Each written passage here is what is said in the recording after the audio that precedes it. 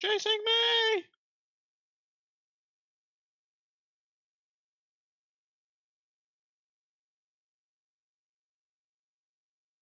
Got him, coach.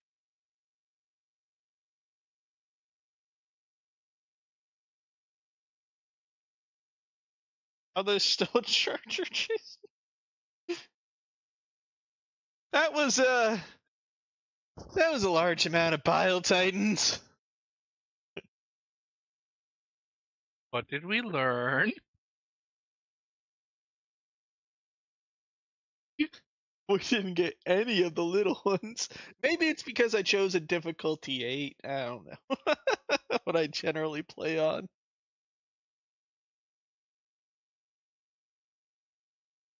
Hey, look, Bob. Look at all the credits and XP. Good night, tropes. Good night, tropes.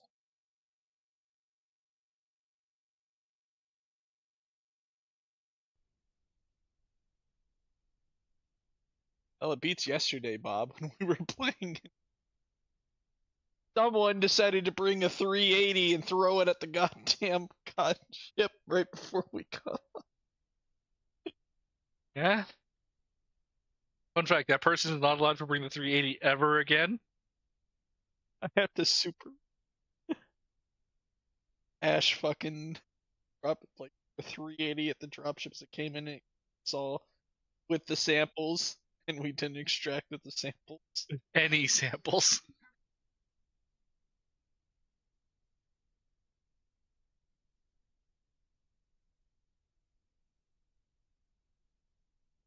At least, yeah, we got 24. We almost got a third of it.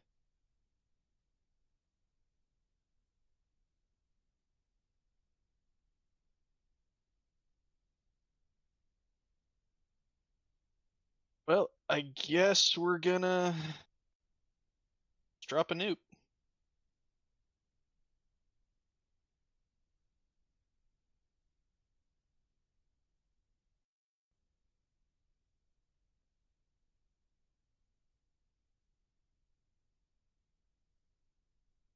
How are we supposed to get orders with this?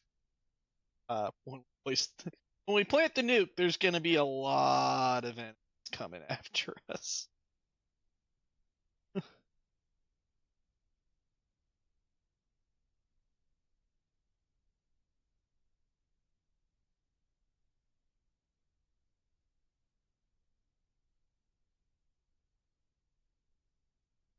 But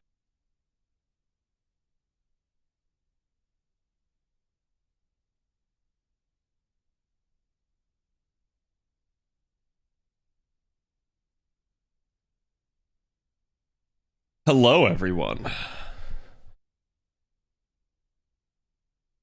I just posted the tweet, so it is live. Do me a favor, go give it some love. Oh man, some of you are fast. Goddamn, some of you have already retweeted it. But thank you, I appreciate it. Let me grab today's sauce.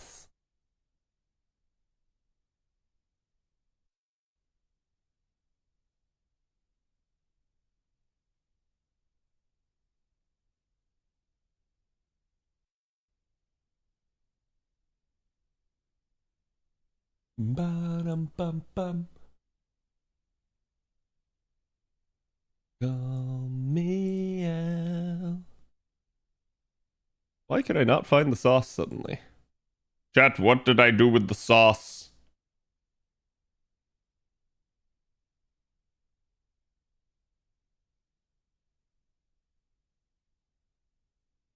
Like I unsauced myself.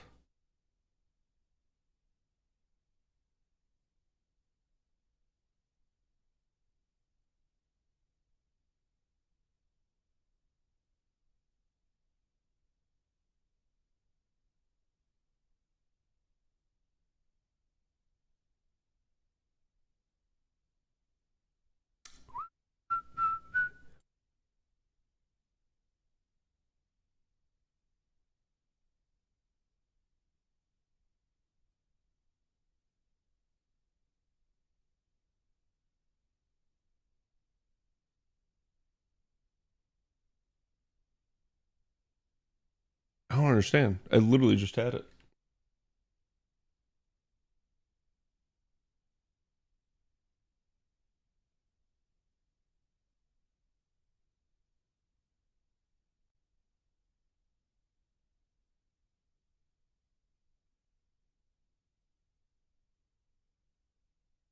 Okay. I don't know what I did with it, but now I got it again.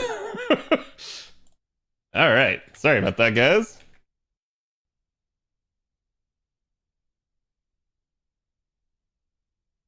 Ever find the extra story only node for id? Extra story only node? I'm not sure. If you're talking about like unlocking something via the free quest, the answer is no, because I haven't done it.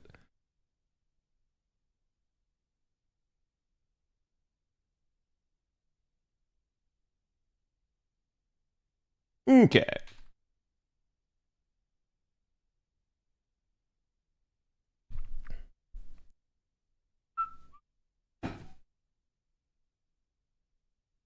Yeah, we're gonna go fast today because Cad got stuff he gotta do.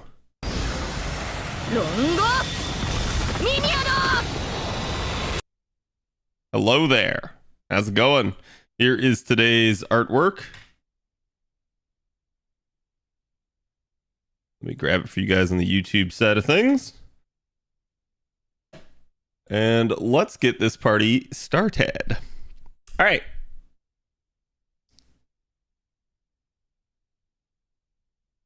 New story node procs on its bleached earth node. Oh, weird. I mean, I'm going to be honest and say that unless there's a fight, that, like, it would get skipped anyway, so it just doesn't matter to me. But hello, everybody. How's it going? You guys can see I do have that to do. We do have the Olga quest as well. We're going to start out here. Spin down my... Oh, yes. Hold on. Yeah. Forgot about that. I was doing more of my FP rolls. Basically just trying to... You know what? Let's just filter this. Let's start at 3 stars. Just trying to get my my coins spent. Or collected, rather, and turned into grails.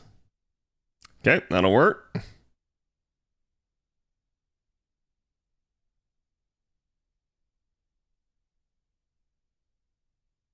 It's free sync course. Yeah, that's fine. Like I said, I'm not somebody, so like, don't take this the wrong way, guys, but I'm not someone that's anal about sync courts. I will get every sync courts I possibly can, but I 100% realize that sync courts will still be there tomorrow. So it's like, it's no big deal. It's no skin off my back. I don't need to, like, you know, just rush to go get it or something like that. I basically just do the stuff as it is available and as it is efficient for me to do it. And so if I have the time, I have the time. If I don't have the time, I don't have the time. But again, that same course will still be there tomorrow. Do you recommend leveling as many servant skills as possible, or only servants you plan to use? I do recommend, to a degree, leveling as many as possible, but I think early on in your account's history field, you got to focus on certain units. That being said, there are definitely still, regardless of the unit, some skills that are like maybe less important. And so as a result, you know, you generally want to focus things like charge skills and major steroids. Other skills are usually at least passable at whatever level you desire to leave them at. Be that 1, 4, 6, you name it. So, can I have some Sankorts? No. You have money? Then yes. If you have no money, then no. But how's it going today, guys? I have good news. I am off Friday. So, like, tomorrow is the end of my week. I just have to work tomorrow and get through that. I did basically confirm with the boss man that we were getting it off, because they were deliberating whether or not to give us this Friday off or next Friday, or like split it. And I told him, like, I don't care. I'm taking this Friday off. And he's like, okay. And it's funny because in the past, it usually hadn't been a case where like we used to be able to like take it when we wanted, but interestingly enough, they kind of are trying to say like, no, you need to use it one of these 2 days. And I was just like, well, I don't care. I'm using it now. I'm that like broken down that I'm like, I need the 3-day weekend. I don't care.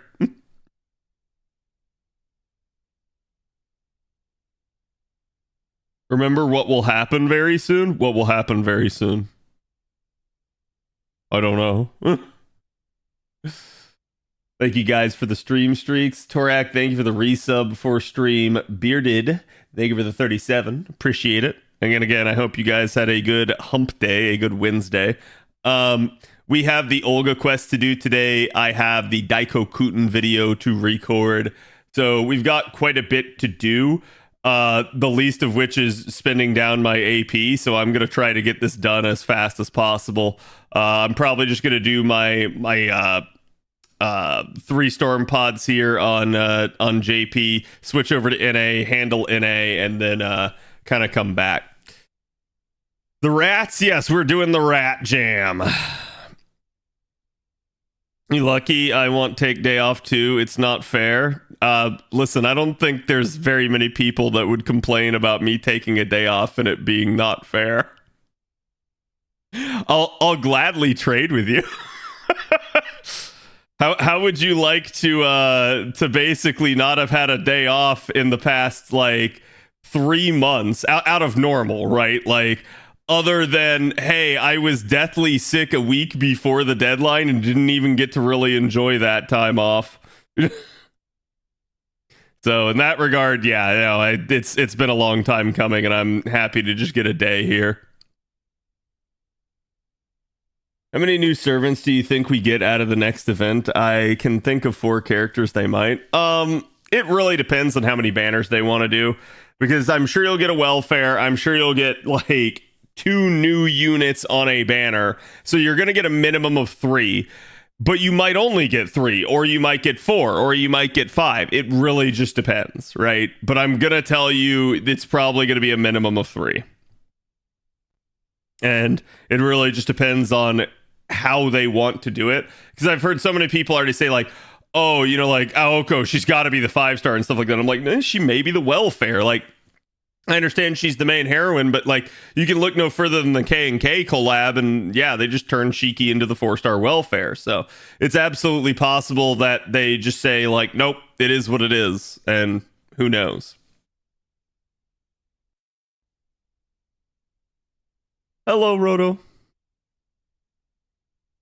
Toko for Annie? I could see something like that. I mean, there's a lot of people, like, I keep seeing people be like, oh my god, it's going to be Olga for Annie. And I'm like, no, it's not going to be Olga for Annie because of exactly what we have to do today. The fact that you fight Olga and you're getting pieces implies that you are going to just be able to get her for free. And that'll be interesting in and of itself. But I am going to say that even if it's not like completely free, I just don't see her being the Annie servant because 1, it won't be wrapped up probably by then. Like, we've still got to do more fights. And 2, I just really think that the Annie unit is probably going to be someone out of left field, as it kind of normally is. To me, Annie is either completely unpredictable or immediately related to a story release that just happened. So that's probably going to remain the same. For all we know, there might not even be a Toko. Yeah, there might not be, unfortunately. Or they may save it for some later point, you know, when they want to do, you know, another impactful unit that people are looking forward to. So it's kind of in the same way. If you look at Tsukihime, there's a ton of characters they could do from that, but we've still only got Arcuid. And so you go like, okay, well, why is that? And it's like, well, maybe they're just not ready to do more, right? So who knows? It could be any number of reasons, and we'll just have to wait and see exactly what they do give us. Discord, please? Yeah, it's right there. Jay just linked it for you. Alice and Ayoko seem the baseline. Yeah, I could see that. To be fair, we haven't had a Tsukihime event. Yeah. And they did say, like, originally they didn't really plan on it, and that, you know, there was nothing in the works at that point. and I said this before, and I'll say it again, that, you know, Nasu always likes to tell his half-truths. And so when he sits there and says, like, oh, there's nothing in the works in terms of a collab event, it wasn't that there's nothing in the works in terms of Tsukihime. And I said, watch them bring Tsukihime in via the story, watch it happen in some other way that people aren't predicting. And sure enough, Arcueid was the anniversary unit that year. So it was pretty interesting to see that, to say the least. The new Annie servant will be a new OG Saber Artoria with Avalon. I mean, yeah, that'd make me ecstatic, but it'd probably piss a bunch of other people off. Like, and I'm not going to say they can't do more Saber faces in the game. They absolutely can, but feel like if they came back and did that for another Annie here, like maybe for 10th Annie, because you had 5th Annie be Castoria and be all about Artoria, so if they wanted to make 10th Annie another Artoria one, that would kind of make sense, but I don't know about 9th Annie. Like, it feels like it's too soon. It feels like there's other choices that they have and that they'll probably go with. And yeah, especially when you consider that last year was literally Morgan, so. Miyako coming. There's our new Rin face. Oh, I see. Well, listen, we can't let Rin fans have anything. No, I'm just kidding. I give Rin fans a lot of shit, but it's all in jest, and most of it comes from... one, it's like the times when Rin was popping off, I remember how insufferable a lot of the people got.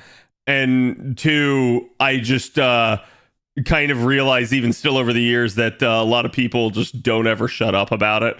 And don't get me wrong, like I completely understand where people are coming from on it, and I do agree at this point, like there's just no excuse for them not giving another Rin face, especially considering, yes, they've kept doing Saber faces and they've even started to like really pop off with the Sakura faces.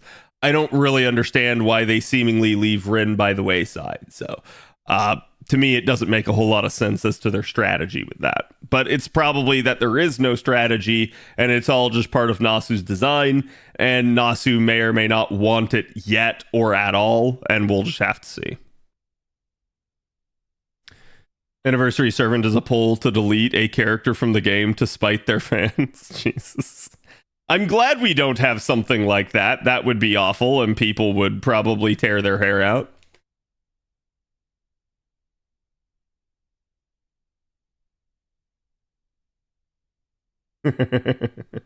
I commented on Tutu's steak and how good it looked, and it's funny because it made me order steak tonight too, and she just got back to me. It was like, oh yeah, it was really good. I was like, god damn it.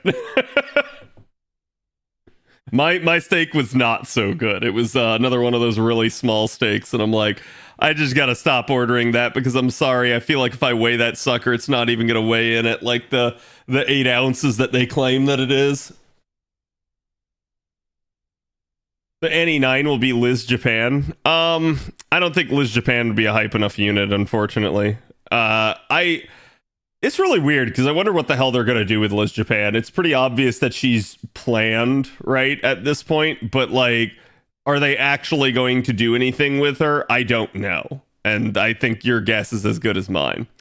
Chad, I've just been doing the like half cost rank ups. I normally save these for a half cost campaign, but I literally have nothing else or nothing better to do at the moment, so I'm just going ahead and doing them. I suggest a new strategy, let the tsundere win, but that's not fun. Isn't it more fun to like mess with the tsundere? Isn't that the entire joy that people have with tsunderes, is like you have to like give them shit, you have to mess with them?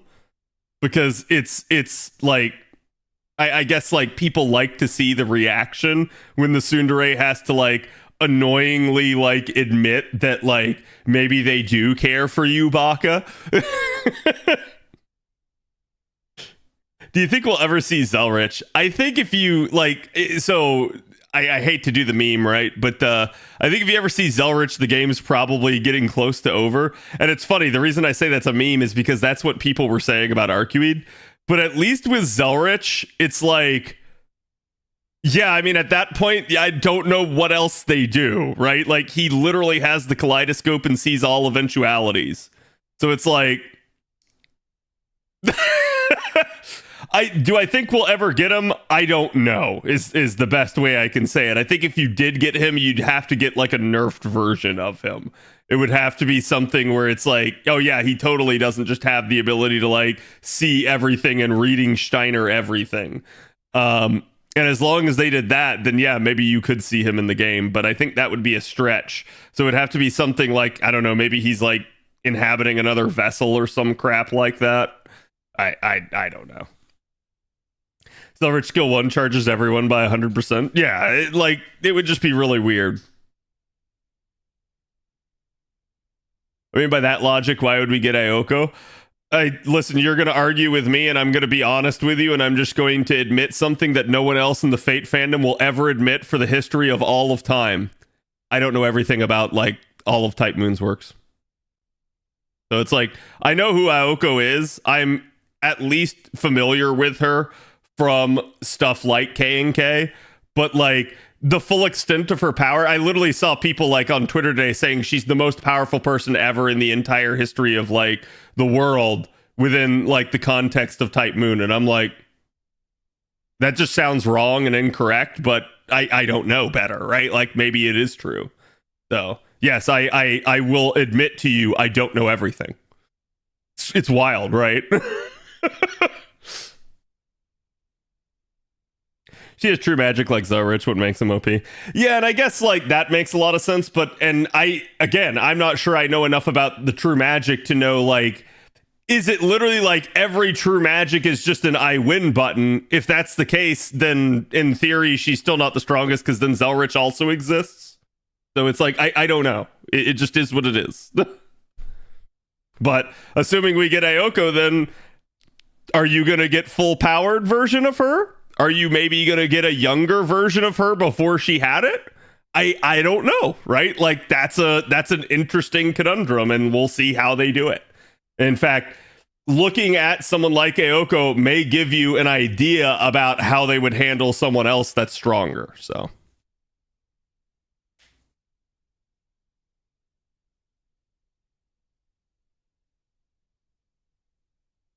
John Scope mentioned, yes. Now, chat, in proper tradition, the very last strengthening I do will be Mephisto.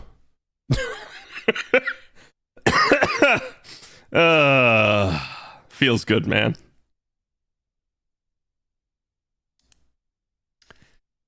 Let's see.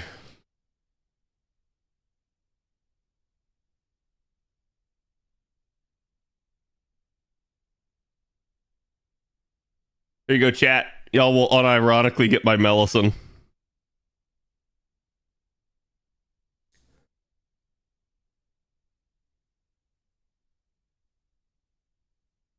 They should add Neko Arc just for the lulz, 1 star as well. God, I don't know how the game would handle something like Neko Arc. It's like adding the Zerg to the game. Oh, right. She's AoE. I needed to start her in 3rd Ascension for this. Well, whatever. It be what it be. I don't need the charge anyways. I saw my coworker slowly convert a friend over to FGO. Nice. I'm glad. Like, so this sounds really weird to me, right, chat? But like, I feel like I'm constantly being gaslit by the greater community as a whole. That's like, there's nothing to see here. Everything in Fate is perfectly fine. There are no issues in Fate. And it's like, really? Because like, I remember a time when we were perpetually #1 on the sales chart. I remember a time where FGO was the most talked about game every single year. We're not really that anymore. Interesting, huh? So it's like, you can say that everything's perfectly fine and that there's no issues, but that's just not the truth. There's definitely issues. How big the issues are to you, I think, is another story entirely. And in that regard, like, I'm not someone that wants to sit here and doom post and stuff like that or anything, but I do feel like it's really weird when there's like people are clearly facing an issue and like I watch people on like social media and stuff go into like complete denial mode. It's like, oh no, this isn't a thing. And it's like, but it is.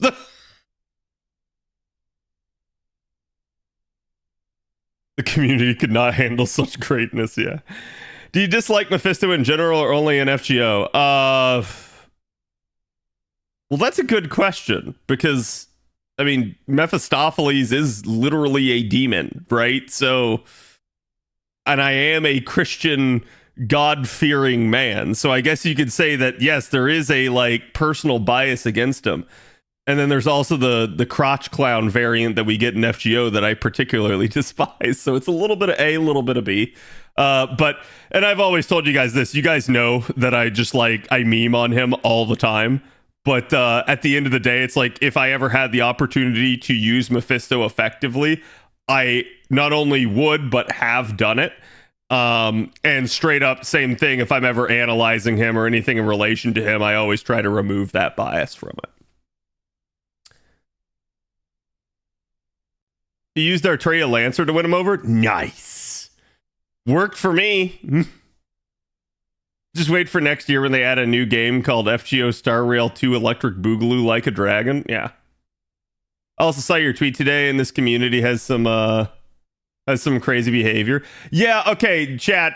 I don't want to tell anyone how to feel about a character, but so there was a post a couple days ago that was it was Tomboy of the Day, and I don't follow them, but I saw the post trending in the Fate community because they highlighted Barghest as Tomboy of the Day. And a lot of the Fate people went in there and told the person, no, you're wrong, Barghest is not a tomboy. And they actually had to correct it and take it down. I have news for y'all. Barghest is a tomboy, and there is nothing wrong with that. Like, at all.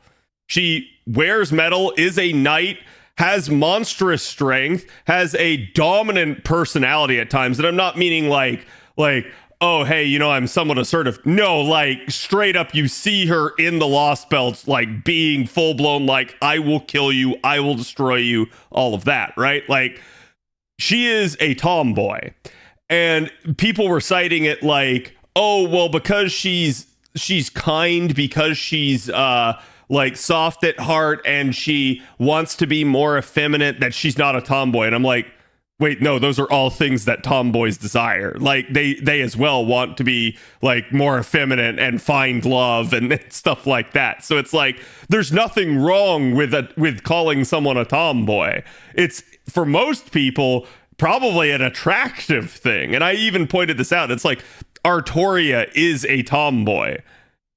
And that's part of the reason I like her so much.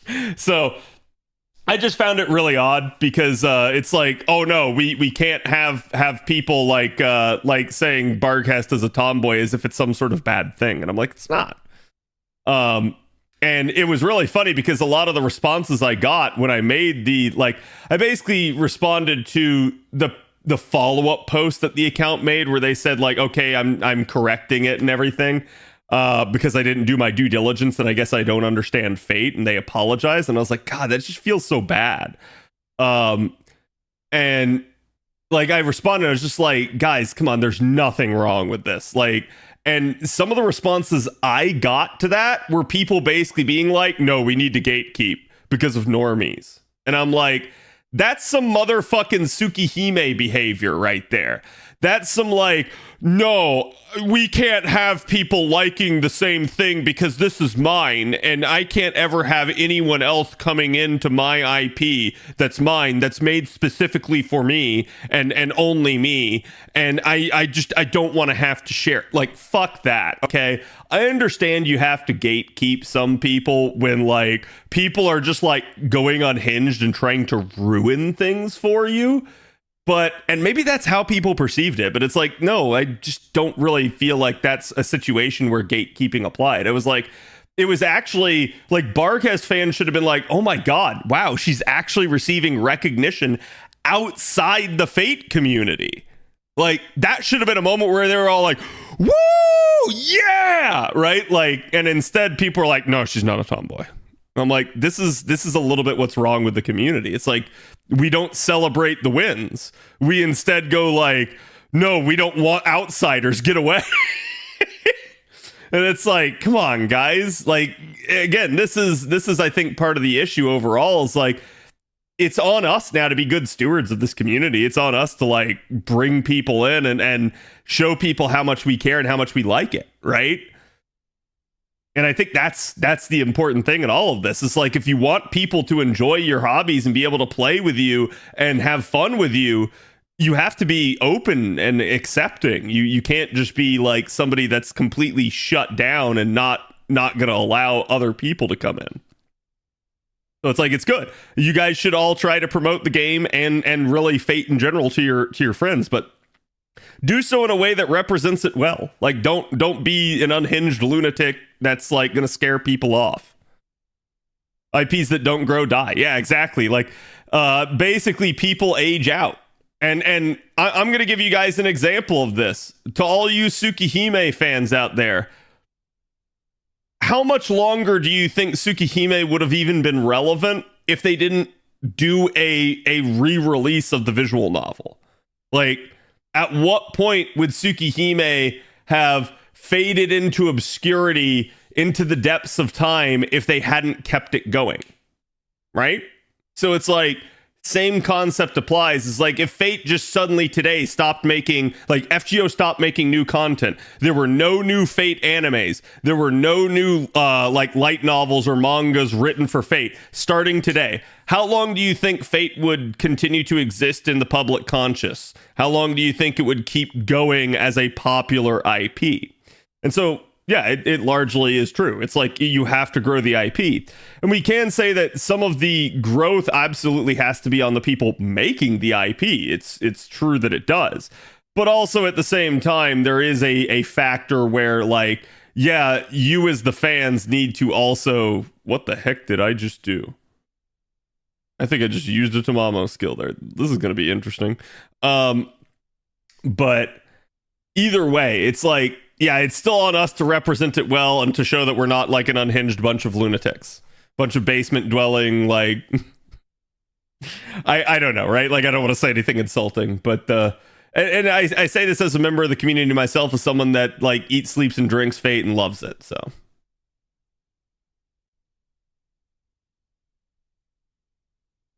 the anime has done a lot for Fate public's recognition. Yeah, I believe that is the case.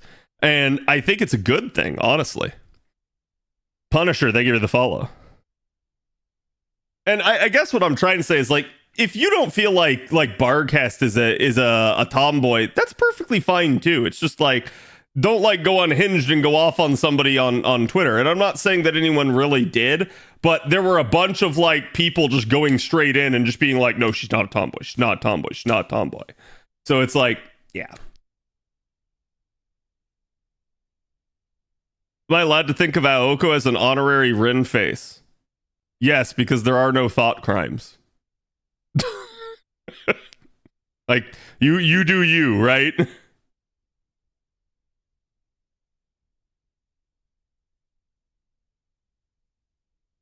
How's it going, Jane and Spishtar on the collab highlight? Lasagna needs to buff Jane this time or I'll be Smadge. Yeah, I mean, you gonna be Smadge. Barcast equal wife. Yep. Now, sometimes the community needs to get cooked. Yeah, but unfortunately, I'm probably not somebody that can cook the community, right? I just try to be the sanity check for it at times. Let somebody else do the cooking, because, again, if I try to cook, basically people are going to cook me. I know that. There's enough people out there that people just like go, oh, fuck yeah. Sounds very undemocratic of you. Wait, why? What did I do that was undemocratic? Oh, thought crimes, yeah. Thought crimes kill, though. I think Jane is in a decent spot still. I've used her quite a bit for CQs, actually. I think she's okay. I think that third skill, like, the problem with the third skill is just its scalability and how much of like the better effects are with much higher increments of stars. As long as you have the stars, you're good, but getting the stars in a Jane comp may not be the easiest thing. It just probably largely depends on if she is the focus of the comp or an accessory to it. No, probably the biggest thing that I saw about the banners was people pointing out that it's all the prior collab banners, and that sure enough, there's one collab unit that's missing.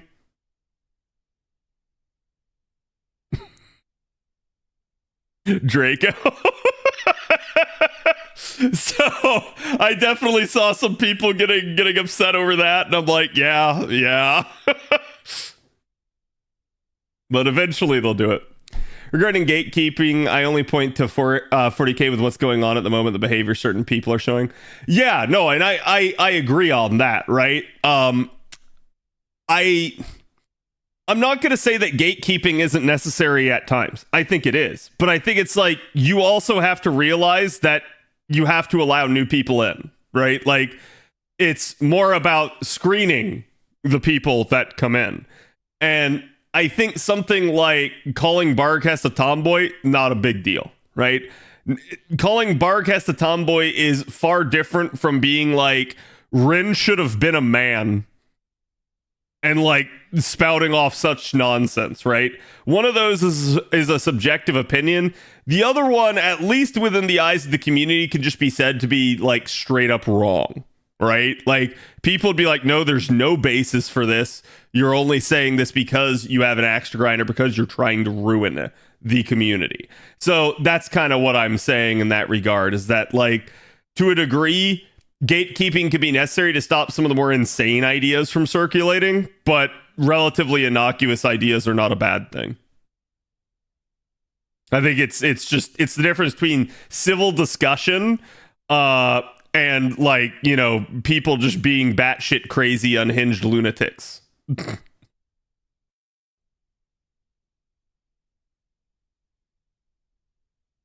Godao is male Rin, though.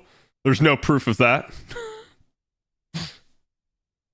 There's gonna be a whole bunch of NP5 Dracos on it, eh? Yeah, I 100% think so. And to a degree, when it comes back on JP, there will be a whole bunch. But I'm still willing to bet JP gets a banner before NA does. Oh, you know, why don't we throw in some extra human niche in here? Sorry, not human man. So Florida, yeah. Yeah, so if you guys are unfamiliar, what's currently going on with oh, sorry, I'm sorry, Shaka, I didn't see your messages. I unfortunately had the YouTube side of things minimized at that moment. But feel free to ask again. But no, if you're unfamiliar with what's going on in the 40k universe, they basically came out and said Space Marines that canonically cannot have females because of, I guess it's like, it has to do with the gene seed and stuff like that, and that like females don't actually like take to it. So you've got now Games Workshop trying to come out and retcon and say that females actually can be Space Marines. And people are kind of pointing out how stupid this is, that like there are tons of like female only and like very powerful independent females within the 40k universe, and saying, why do you have to take the one thing that was male only and ram females into it? And I'm like, yeah, I kind of agree. Like, it's like you have boys club and girls club, and you're ramming girls into the boys club, but you're not doing the reverse either. So yeah, Sisters of Battle, exactly. So it's like they're not sitting there going like, oh, hey, you know what? We're going to start putting men in the Adeptus Sororitas. Like, they're not doing that. So it is understandable that like people are upset on that one, especially when you're trying to change the lore of something that's, you know, been around for years and years and years. So I kind of get it.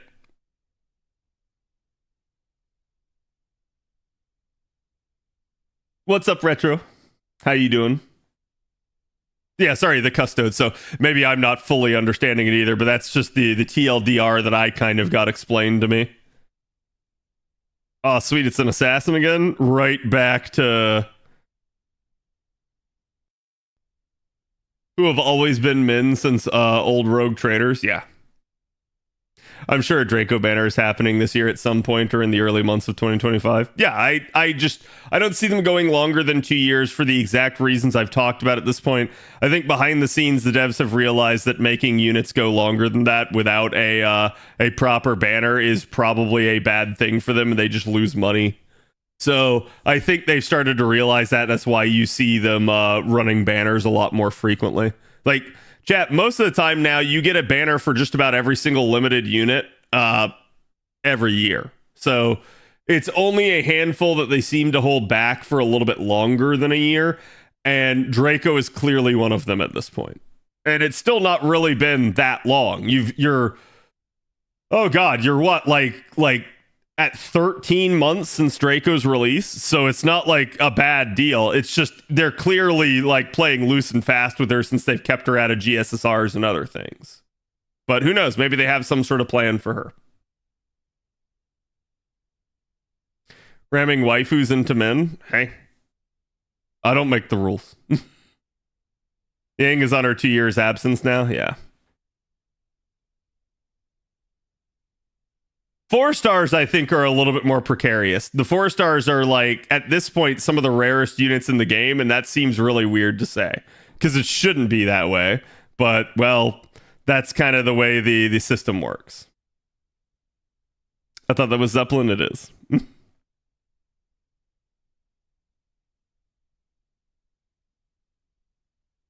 I did not expect you to still have interludes to do for such old servants. Oh yeah, no, like if I don't have a half cost interlude or something like that, I usually just don't do it.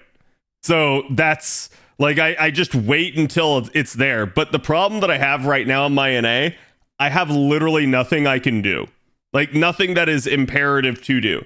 The only things that I could do are I could grind more embers,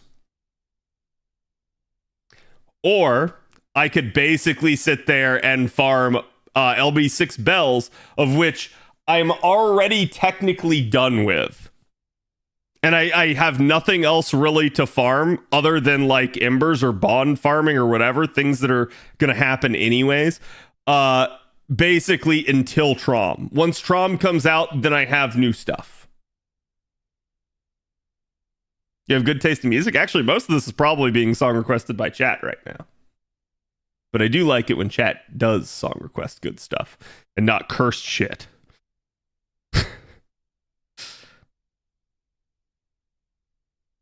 But I do like me some old school music.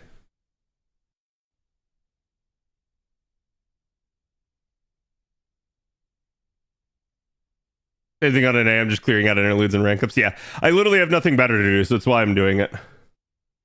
When is Trom? Trom is probably going to be late May. Probably. And did they ever confirm Trom on the roadmap, chat? I don't believe they did. Because I believe that roadmap focused primarily on just notifying people that you had upcoming events that required LB higher levels of the LBs.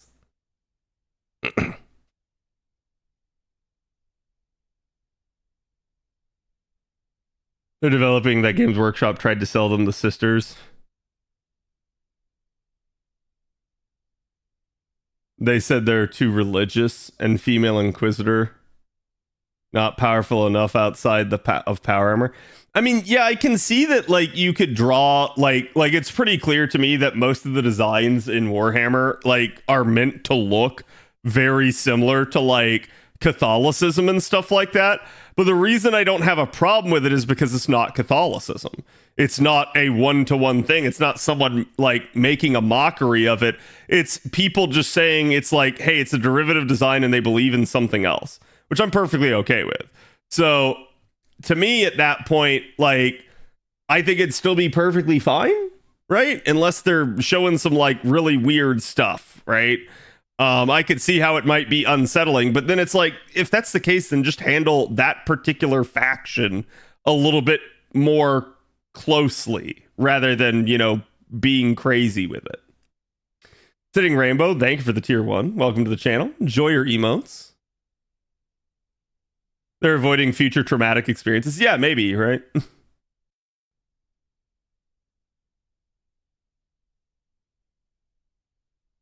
They want a girl boss.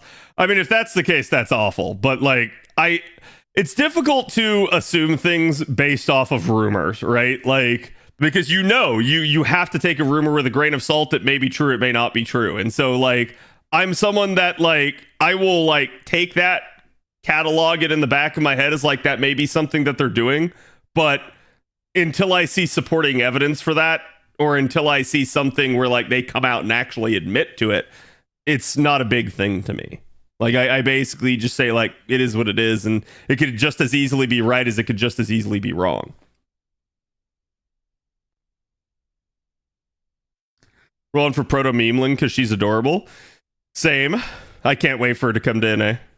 She'll probably be an NP5 role for me.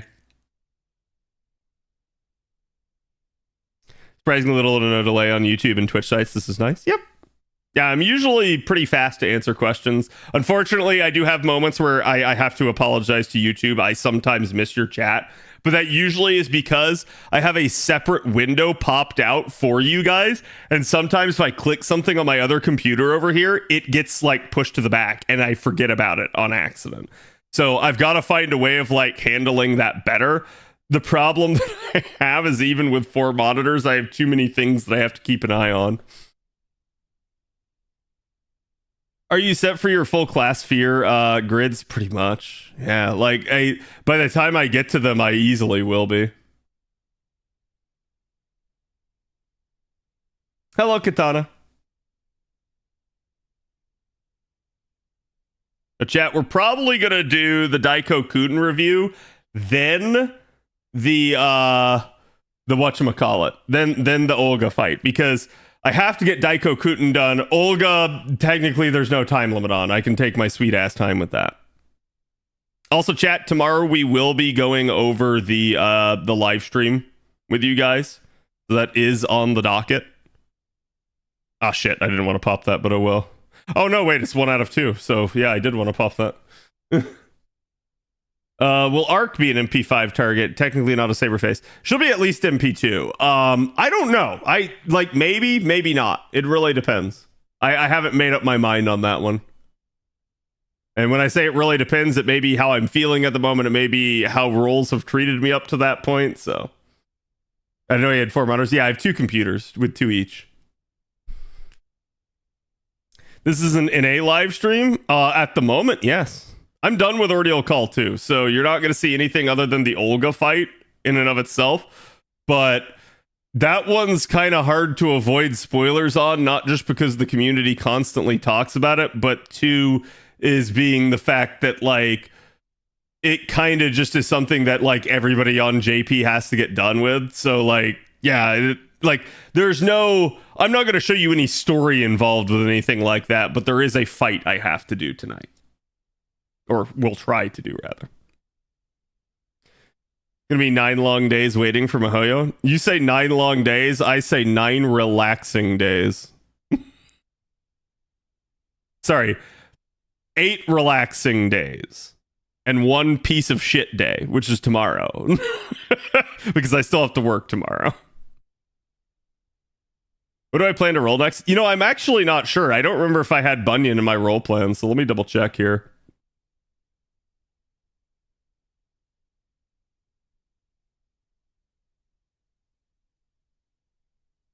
I did. Okay. I was going to say, I thought I remembered wanting to roll the rats at least. So, yeah, I do plan to roll them. So we'll be rolling Friday at that point. Are you working next week as well? I will be working next week, but like the big problem here, chat, is that I have been working in tax season for 3 months and working extra hours. That all ended Monday. And I have to work the rest of this week. Thankfully, I got Friday off. So it's basically been Tuesday, Wednesday, and Thursday here that I will have to work. That it's like, oh, just kill me. So my hours went back down, but like I'm just not rested in the slightest. So like Friday, I already put everybody on notice in VIP. I was like, I'm going to be sleeping in that. God help Albert tomorrow. I hope he's not as dead inside. He shouldn't be, because apparently what's his face is going to be with him.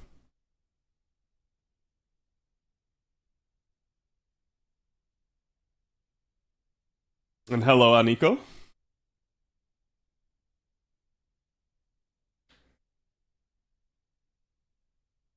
I love Summer Abbey, but Proto Merlin would pair nicely with my Millicent.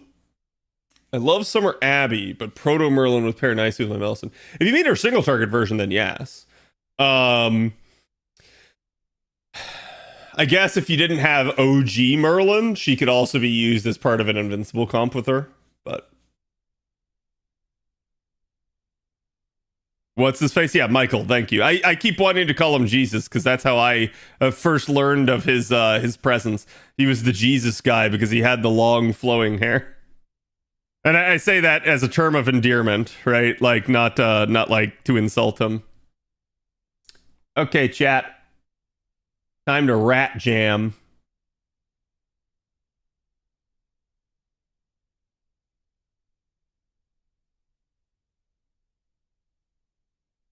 Wait, was this?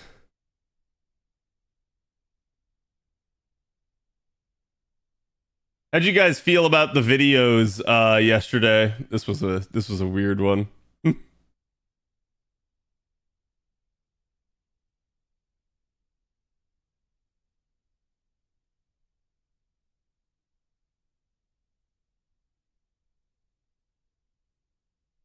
Not Jesus, Ewan McGregor? I mean, maybe.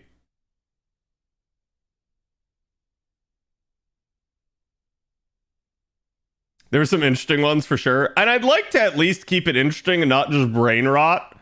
Because, Chad, I feel like y'all get brain rot everywhere else you look, right? Like, you get brain rot on TikTok, you get brain rot on YouTube, you get brain rot when you go to Twitter. So it's like, I'd like to at least mix in. It's not that we can't have any brain rot, it's that, like, maybe not totally 100% brain rot.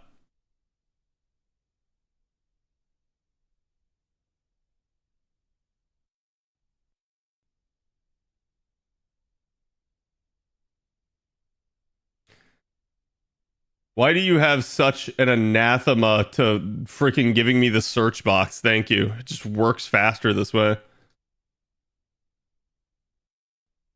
Because it actually skips a screen if I get the search box instead. Versus like, oh, if it takes me to the search page like this, I then have to type in, search for it, then click the result. I fucking hate that.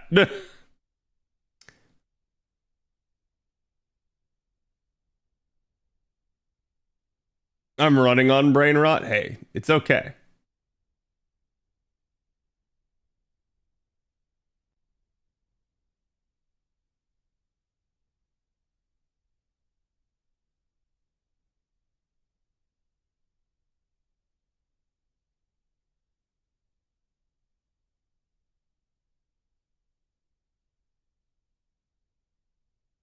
Okay. I had to look at something real fast there. Isn't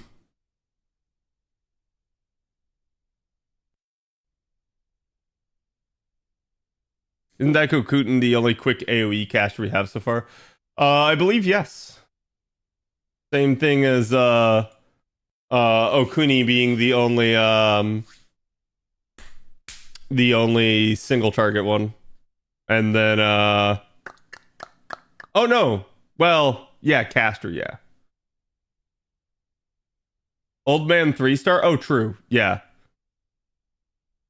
So what I was thinking of right there was ruler Scotty, but I was like, wait, no, she's a ruler, she's not a caster. But yeah, I was gonna say, and then same thing with Caster Martha being the only like support quick one technically. But you know, there's debate as to what that would entail and who that would be.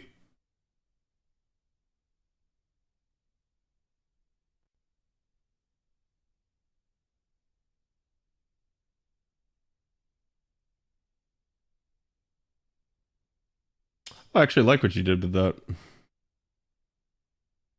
The charge scenario.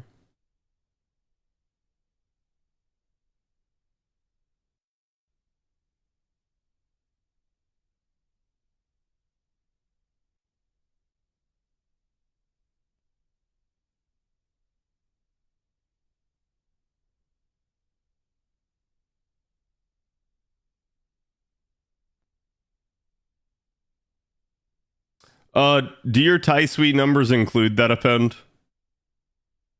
And is everything else neutral?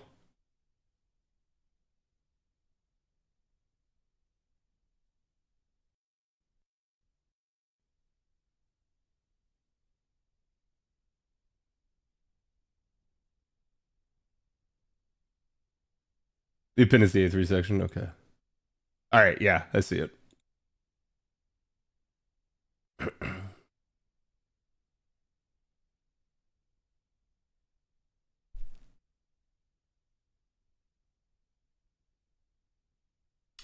Wait, and then don't the rats have charge per turn?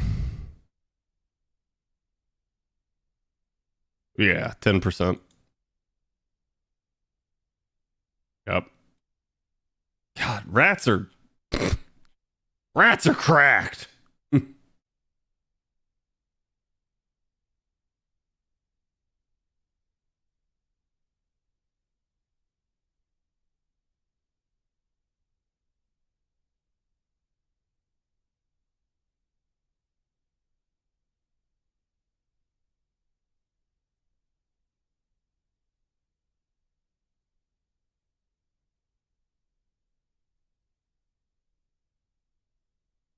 This is a hard pass for you?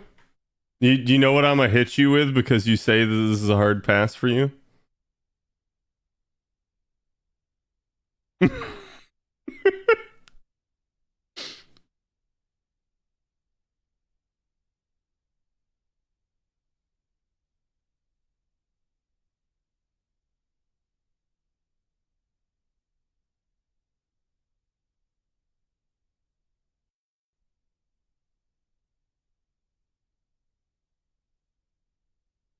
Okay.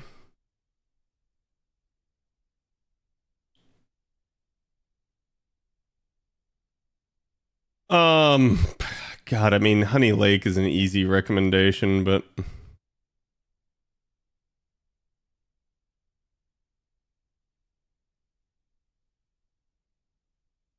feel like knowing the way broadly is not bad.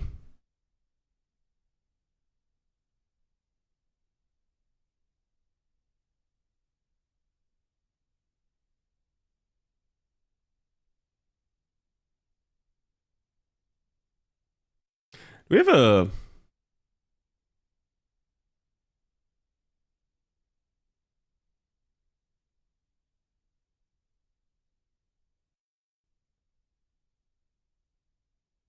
I'm just thinking about craft essences here.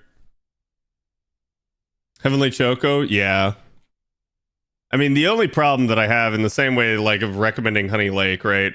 And same thing with Heavenly Choco and knowing the way broadly is like actually getting it. Is it? Wait, it's not Heavenly Choco. What is it, chat?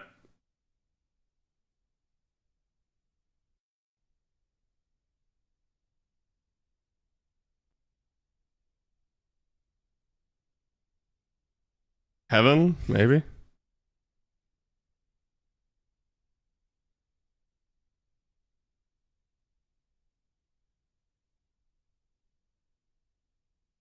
Chocolate Heaven.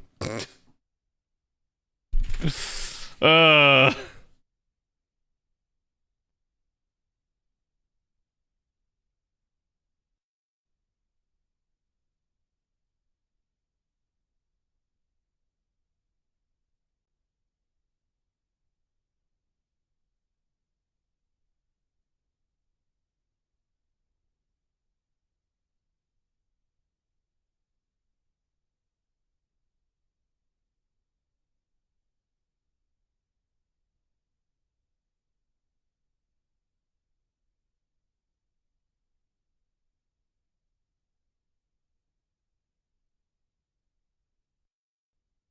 Is that all attack?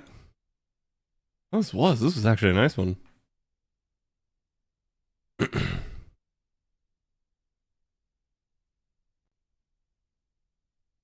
This is welfare from summer this year.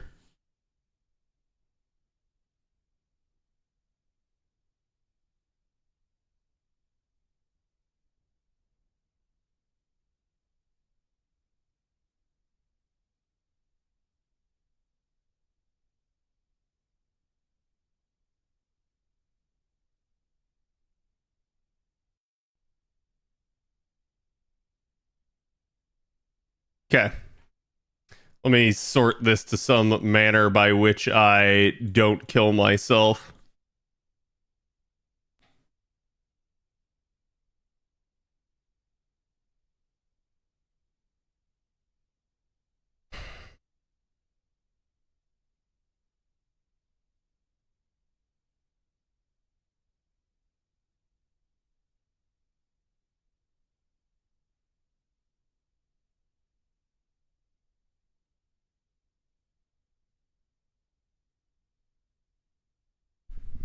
Okay.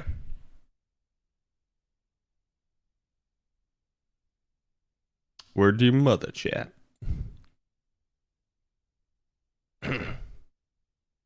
Yeah, rats are limited. I had to double check that. I just did not remember off the top of my head.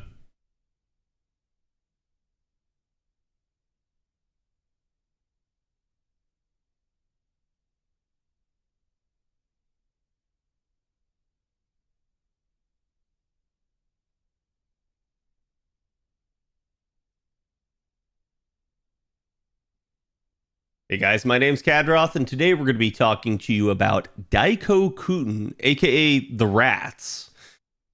The rats are a very interesting caster, to say the least. They're obviously a dual servant. There are multiple of them. They are limited, and they are going to be the game's first AoE quick caster. In fact, they're still pretty much the only one, because the only other one that we end up having at this point on JP is actually a 3-star that you're going to get that has at least some alternate uses.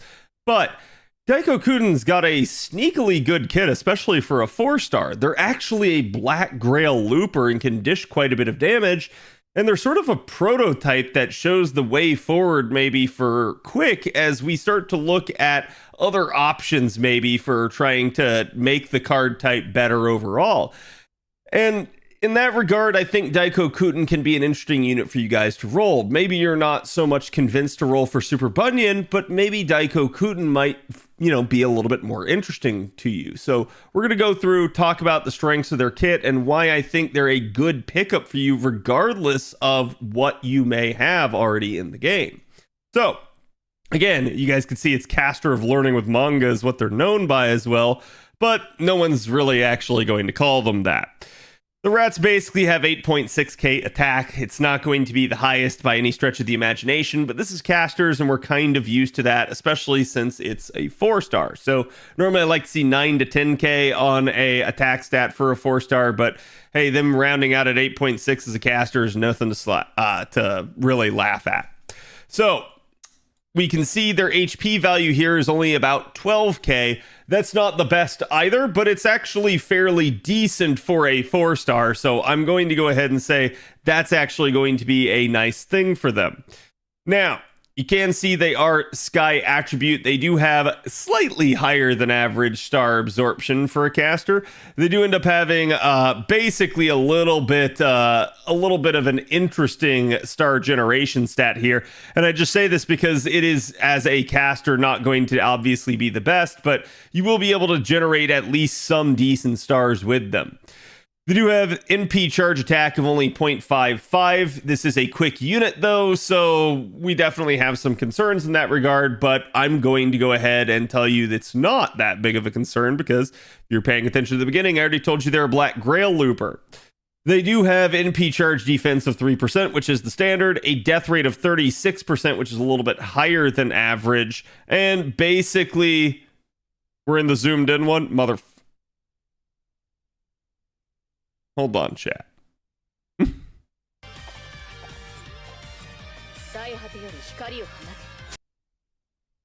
Son of a bitch. Yeah, I got it. How many times have I done this? Oh, plenty. And again, I'm not really looking at chat while I'm recording for obvious reasons, because if I looked at chat while I was recording, you know what would happen. You guys are actually better behaved because I don't read your comments most of the time. Anyways, let's go ahead and restart. Hey guys, my name's Khadroth, and today we're going to be going over Daikokuten, aka the rats. And the rats are a very interesting unit because they're going to be the game's first AoE quick caster. Now, they're not going to be the only one, as we do end up getting a 3-star later on, but it is still a relatively rare niche. Still, I find that Daikokuten, even though they're a limited unit, can be a decent option for you to pick up because they are going to end up being a unit that can Black Grail loop. They're also going to end up being a unit that is going to kind of provide a little bit of a blueprint for maybe how they could fix quick as we move on. And it'll be interesting to talk about that as we go through, but needless to say, they're not a gotta have or anything like that, but I do feel like they are an interesting role and something that probably everybody should consider because they could be a decent asset to any of you no matter what you have. Now, taking a look at the Rat's actual stats here, you guys can see they start out at about 8.6k attack. This is a caster, so I'm not terribly concerned about this. I'm not expecting world breaking or any sort of thing like that in terms of the attack. But usually I like to see about 9 to 10k on the attack stat for our 4 stars. That lets me know they're in a good spot. So 8.6 coming in a little under, but again, it's a caster. They do have about 11.8k HP, which is nothing too amazing, but it's not bad for a 4-star, and I think that's something that's going to help them. You can see they are sky attributed. They have star absorption of only 51, which is a little bit higher than the average. And they do have an interesting star generation stat being a caster, given the fact that, again, they're not really known for their ability to generate stars, but the Rats are not going to be too shabby at that. They do have an NP charge attack rate of 0.55, but again, remember they're quick, so we don't necessarily have to assume that they're going to be the best at this, but even if you may have concerns, I already told you they're a Black Grail Looper, so you don't have too much to worry about. They do have NP charge defense of 3% here, and a death rate of 36, which is at least slightly higher than the average and not necessarily a good thing. They are neutral good alignment, which at least with neutral is going to be hard for an enemy to exploit against them, but good definitely could be something that could be used. But again, given the fact that they are good, it's probably going to be something that's going to be to your benefit as the player using them, because that means you're going to be able to find people that synergize with that and can maybe buff it. Their gender is going to be female, and they do have animal characteristics as part of their basic traits, obviously because they're rats. They are a demonic beast servant, though, as well. They do have divinity to some degree. They are a fairy tale servant, a group servant, because there's multiple of them, humanoid, non-hominide, servant, 7 knight servant, weak to enema elish, and yep, even wild beast, which is fairly intriguing. One of the things I do like about their kit here is that their deck is actually double quick, double arts. This is going to be really good for a caster, especially since there may be times that you really do want to rely on the cards and try to get back to an NP maybe the hard way by doing this. So at least having the extra arts card there is going to help out. It does mean they're not going to synergize as well with someone like Summer Scotty, but it's not the end of the world because we're just talking about the carding aspect here. And even still, as you can see, the card performance is actually going to be pretty solid, just given the fact that their hit counts are all average, with the one exception being their quick card, which is actually 2 hits above average. So having 2 5-hit quick cards definitely going to be nice for them, especially with, like I said before, the star generation aspect. Looking at their active skills here, you guys can see the first one here is Meritorious Service. This one's going to increase their own quick performance for 3 turns by up to 30%. It's then going to gain stars every turn for 3 turns, and then recover the party's HP every turn for 3 turns by up to 1,000. So again, 10 stars there as well, even though I didn't say it. But the HP regen is one of those things where I said, like, this can be the blueprint for quick going forward, where maybe Scotty and Summer Scotty aren't the ones that are going to provide a whole ton of survivability and sustain, so maybe instead it can be the damage dealer that actually does that. Still, this is kind of difficult because obviously a bunch of the past units don't have stuff like this, so I'm not going to say it's a good solution overall for quick, but yes, if they start to release more units that have stuff like this, it will at least alleviate that sort of issue. So again, they are going to have that capability of helping keep the party topped off if you do end up in some sort of knockdown, drag out fight, or maybe end up scuffing and don't end up in a perfect 3 turn. So either way, always nice to have that. And all of this is going to be on a 5-turn cooldown, so you do end up having quite a bit of uptime on the skills. Their second skill here is a charge of their own gauge by 30%, and then the ability to charge the entire party's gauge every turn for 3 turns by up to 10%. So again, this is in a 3-turn going to turn Daikokuten just into a 50% charger, but in the grand scheme of things, especially if you're going longer than that, this is not only helping Daikokuten get back to their NP, but it may also be helping the supports get to their NP. So, hey, maybe that Scotty NP that was not as easy to get to before becomes a little bit more approachable. maybe you don't have to use as many resources to get them to it. Because that is another issue that I think Quick overall has with its supports, is getting them to their NPs in order to allow them to help out. So Daikokuten is going to help out basically everybody in the party with not only healing, but also charge. And again, all of this is going to be on a 6-turn cooldown, so still not too shabby there. Her third skill is actually going to be the party evasion for 1 attack 3 turns. So instead of giving 3 attacks 3 turns for themselves, they give the entire party 1 attack for 3 turns. So think of this almost like a Harp of Healing type spell that David or maybe even like Tristan would bring to the table. But now instead, it's going to be something that the rats are going to do. So not only are they going to heal and basically charge your supports and the rest of the party there, but they're also going to help protect them. And I think that could be really nice, especially if you're using this on a turn where maybe you didn't have the protection skill from the support or their NP ready.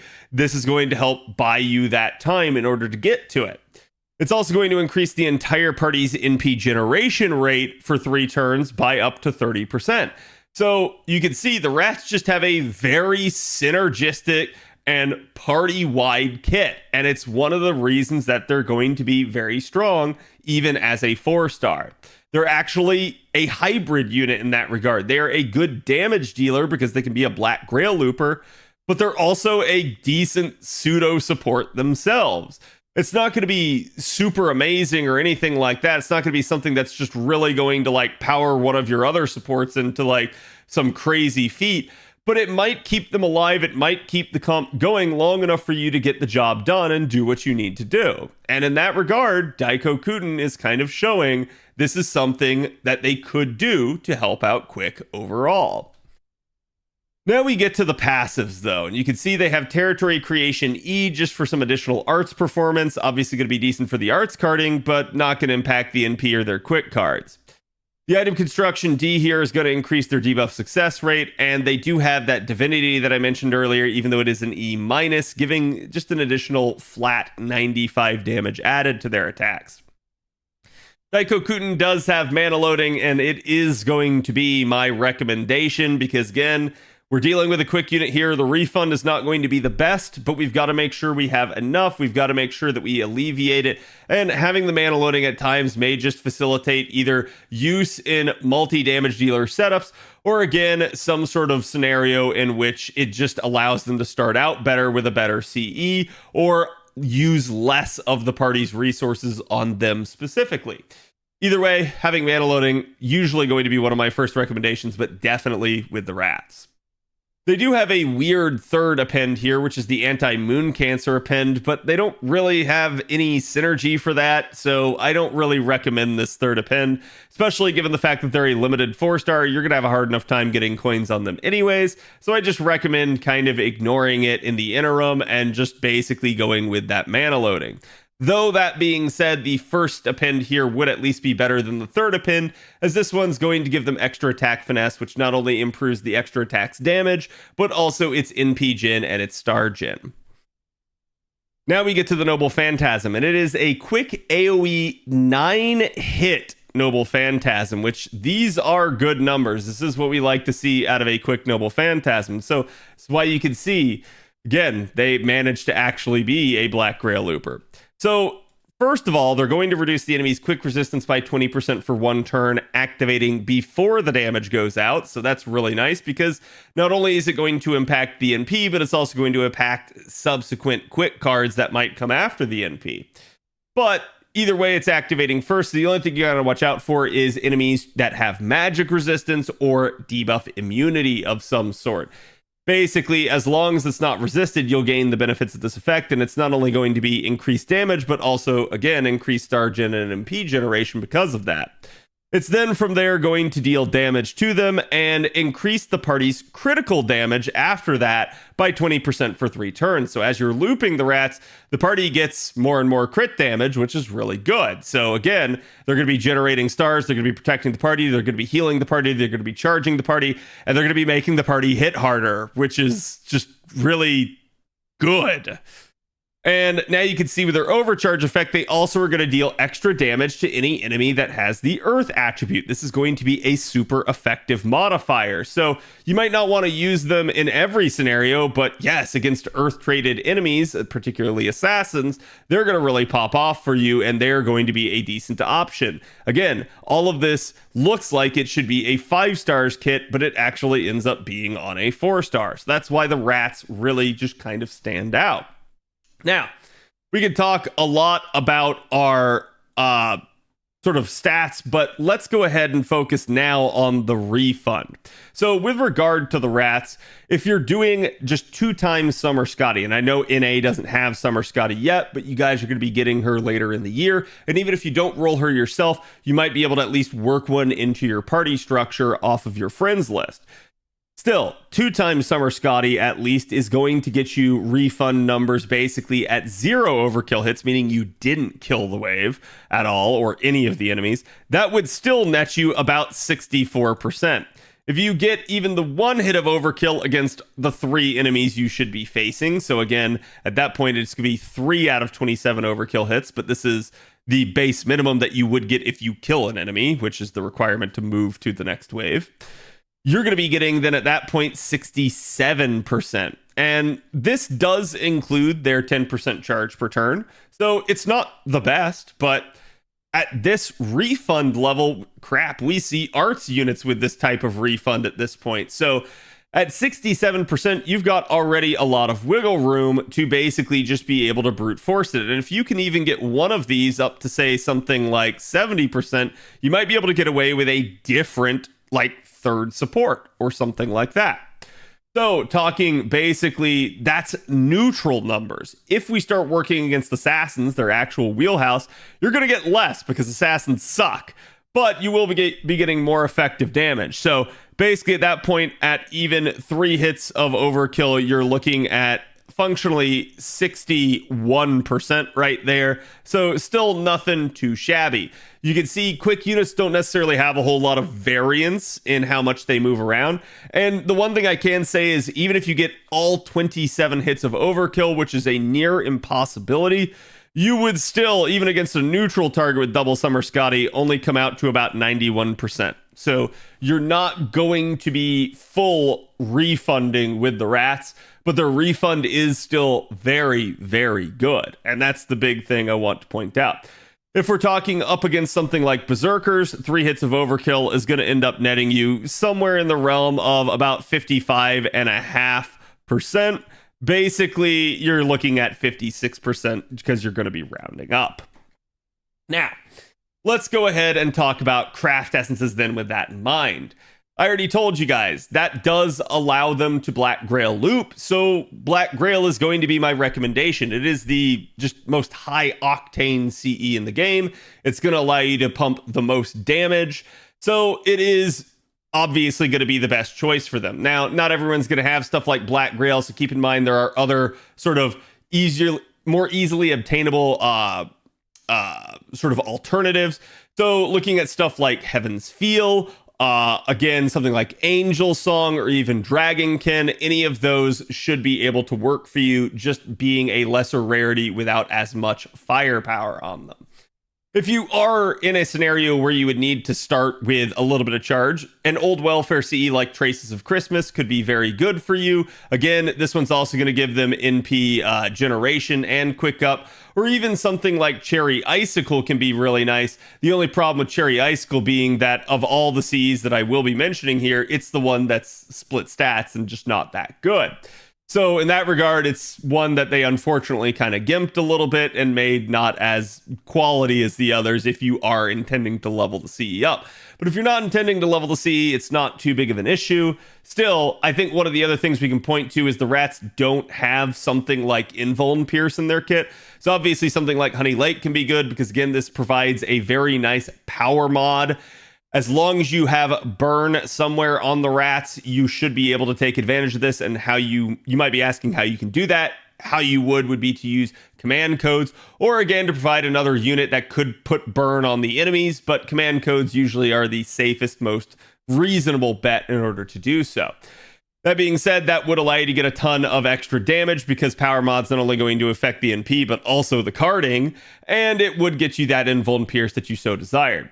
Another option here would be knowing the way broadly. Unfortunately, this one's also going to be difficult to get your hands on at this point in time, but it is just sort of an example. So if you find other ones that are similar to this, feel free to use them in their place. It's also going to be all attack stat and basically end up having invuln pierce, NP damage, and NP generation rate, which if you're going to be using Oberon as the third support, anything that provides NP damage gonna actually be able to be doubled up pretty much. So at that point, certainly can be a good thing. Chocolate Heaven would be another decent CE to start out at if you wanted to start from 0, but you maybe didn't have something like Black Grail. And again, like I said, you don't have to use this one, but maybe something that's similar. Chocolate Heaven's all attack scaling. It does give quick up, NP damage up, and NP gen, so that one can also be very useful to you. And we do actually have one coming up in one of the future Chaldea Boys events that's also going to be all attack scaling, quick up, and NP damage up, and then also ignore defense. So that can be really nice for allowing you to get a little bit more firepower against a really tanky target. And we do have an upcoming welfare CE that could be useful on the rats depending on how you're using them. This is going to be coming from our summer event this year. Obviously, the artwork is fantastic, but you are going to be having basically all attack scaling and then quick up, crit damage up of 15%, and a crit star bomb when entering the field. So if you had to rotate the rats in some way, shape, or form, this might be decent. Or you might end up putting this on something like one of the supports that may be there, that may be also a quick-centric unit. So either way, these could provide some sort of usability to a comp involving the rats. Now, let's go ahead and look at Daikokuten's actual damage numbers. This is self buffs only, so it's not including Scotty buffs, Oberon buffs, or anything like that. Just Daikokuten under their own power with their own skills. And you can see the damage is neutral, so we're not going to get some crazy numbers here, but basically at NP1, it looks a little bit humble. Anti-Earth, certainly a lot better, but as you start scaling up to something like NP5, start getting a lot better, and then certainly Anti-Earth, really decent there at that point. Now, again, like I said, these may seem a little underwhelming, but we'll get to the actual numbers here in a second, but first let's cover the charge scenarios. This is basically going to be the rats in a scenario in which essentially they're using double Summer Scotty and Oberon in order to achieve the effect. And this is them going up against 3 assassins in which they get at least the base singular hit of overkill against all the enemies. So you can see wave 1, basically they're going to start out with the rats going ahead and using their 30% charge skill. You've got one of the Summer Scotties here giving 50%, and then you're actually just going to go ahead and rotate them out and basically bring in Oberon at that point and get an additional 20%. So that's going to top them off, and you don't even need the append in this scenario. But again, this is assuming 3 enemy waves, so maybe you don't have 3 enemies all the time, and you might want to consider that. So then for wave 2, basically they're going to have refunded about 51% there.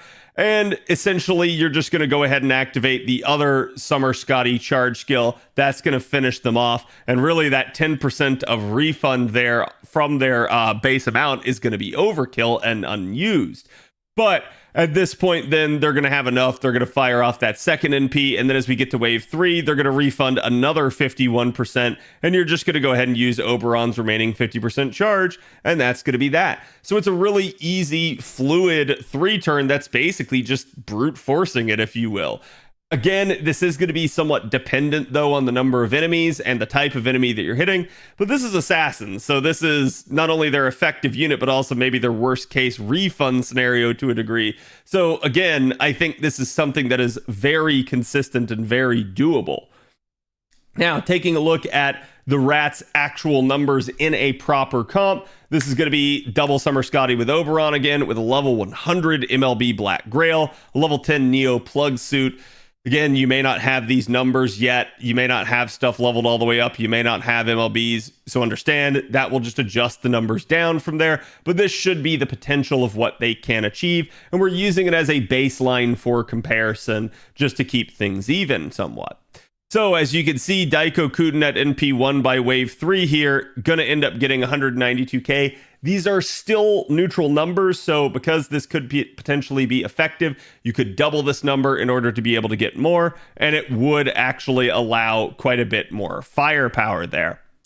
But you could also see if it's up against an Earth-traded assassin at that point, you're getting already a lot more, basically.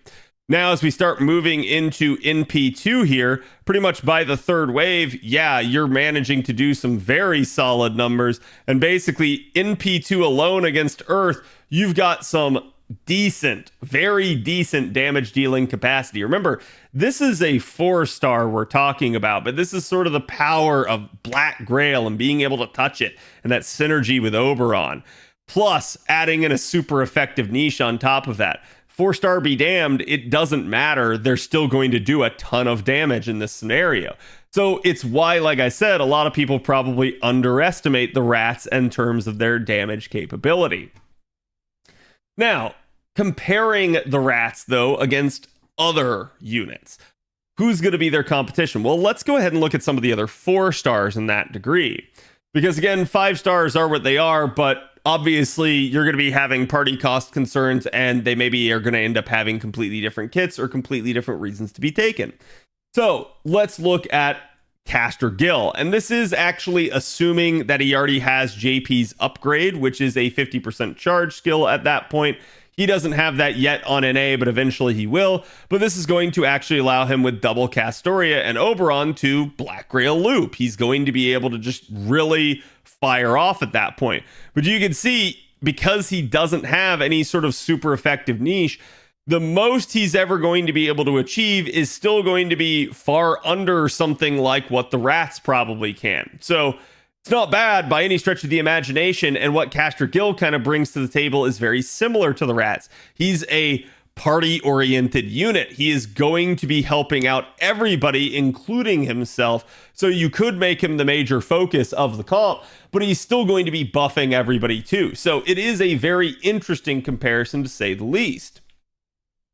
Now, we do have someone like Caster Helena, who has been sort of a darling for Lasingle over the years at this point, because they've kept buffing her and they have made her very, very good for a 4-star.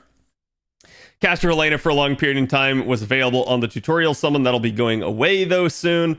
And again, she is one of my, recommendations really to start with, because she's not only a pseudo support that can actually help you out and help, maybe some damage carry that you might be taking in your early levels to kind of power you through content, but she also can be somebody that can herself be the damage carry and really just be a strong AoE caster. So in that regard, I've always felt like she was pretty solid. So this is her using 2x Castoria with Oberon on level 100 Black Grail. Remember, Helena is a 50% charger now at this point, and having the Neo plug suit there as well. And you can see at NP1 still very respectable numbers, and basically you do have NP5 numbers here as well. But we do have the RNG of the second skill that can basically manage to change things up. You are going to have that NP damage skill, and I actually don't think this one was plotted out right, because it should definitely impact the numbers there. But either way, Helena is still going to be powerful in her own right, but regardless, definitely. Oh, okay, used in skill 2, in wave 2. Thank you. So that was my bad right there. So you can see the damage numbers being the same, and then the quick spike up right there, basically by wave 3. So it's why it's kind of looking similar across. But still, Helena can be pretty decent. And again, it's really going to come down to like how much you need. But probably the most interesting comparison is going to be actually to a 3-star, another Black Grail looper, Caster Ku. Now, Caster Ku is somebody that you are not guaranteed to get NP5 of. In fact, over the years, he's been kind of difficult to get your hands on, depending on when you wanted to roll. But a lot of people did roll Morgan Le Fay and did get the benefit of getting an NP5 copy from that. So if you're someone that's lucky enough to have that, you could have a really, really powerful option for you. So again, obviously you've got some potential damage capability out of your other units, but just to give you a quick reminder here about Daikokuten and her and their actual damage, if we're talking even just NP2, and especially in a super effective niche, that's pretty much going to beat just about everybody else on that list that we just showed. Obviously, there's some 5 stars that we could compare to, but at the end of the day, I think probably the last one I am going to compare to is going to be Tai Sui. So y'all just got Tai Sui as a welfare from the Sea Monster Crisis event. And he is an alter ego, which means he's only 1.5 times effective compared to the 2 times. But it is a pretty fair comparison. And the reason why is because you are guaranteed to get NP5 of Tai Sui. You're also going to be guaranteed, if you take him in the right node, to get the extra man trait damage. And if you're up against assassins, his third append can also allow for some pretty crazy damage. So while his numbers here look really strong in comparison, just remember that they are only 1.5 times where Daikokutens would be 2.0. So yes, Tai Sui is going to be very, very useful for you and very solid. I think at the end of the day, the big thing we can say about Tai Sui is that he's going to be an arts unit. And so as we look back towards the rats, as we look at their capability overall, probably the worst demerit that they have at this current point is just having to be used alongside the quick supports. Obviously, if things fall apart, if things don't go your way, if you're not in a perfect 3 turn, those buffs are going to fall off, and quick has a difficult time at that point.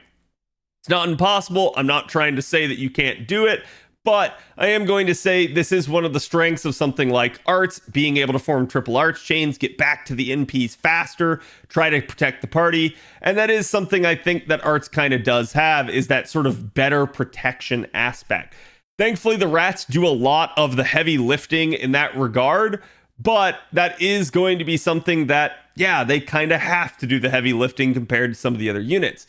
So you don't have to roll them, and if you do have other units and are comfortable with them, feel free to keep using them in their associated niches and card types.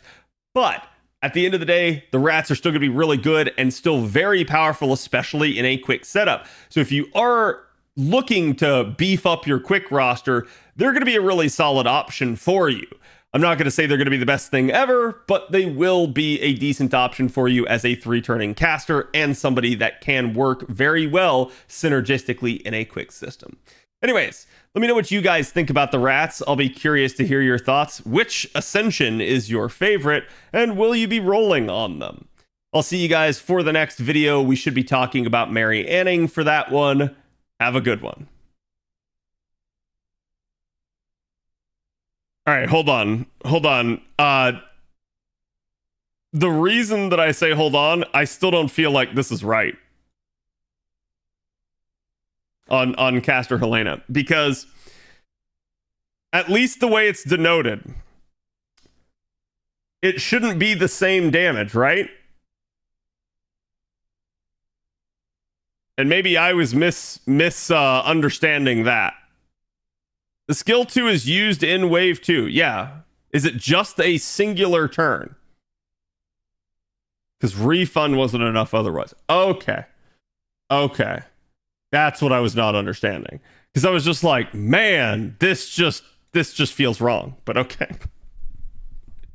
I was like, I feel like I'm staring RNG in the face and non-RNG, and I'm like, why are they the same? But yeah, no. So ideally you use it in turn 3, but yeah, you're not going to get that unless you do some sort of mechanics.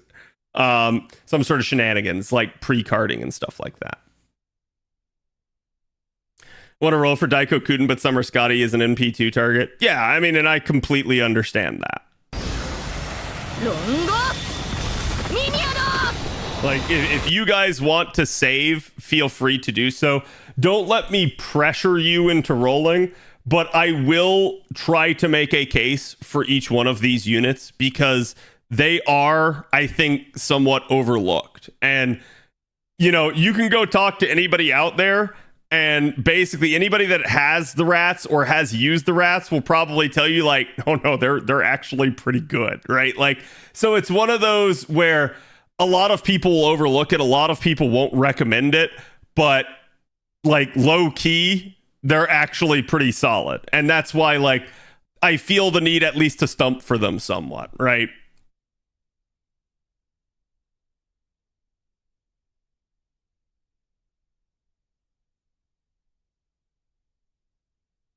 It'll likely never come back. Yeah.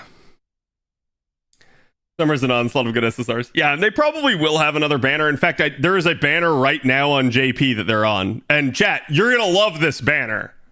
You're going to love this banner. This is JP.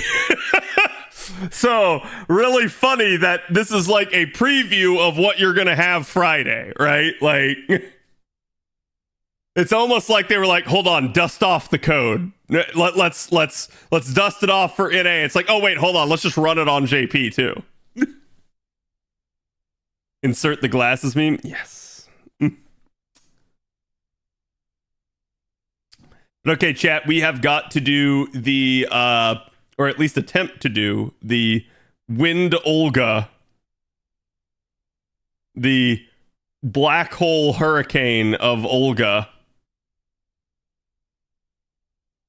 So I am told that this fight has some unique variants this time around, including there are time expirations on it.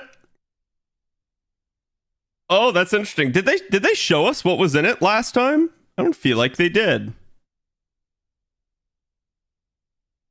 Florida Olga? Yes. Hurricane Olga. Oh my god, that is such a long explanation. What the fuck? This is me repeatedly hitting the X and it giving me more. We good? We good? Did I finally get it? Okay. So I did already look at the first wave just to get an idea. The first wave is something that I'm going to want anti-earth, anti-demonic stuff for. That's going to be the best case scenario. Oh, I can only use 3 units. Ooh. Okay. I definitely have an anti-earth unit that is going to be solid option here, and that's going to be right there. And she does have her append maxed out.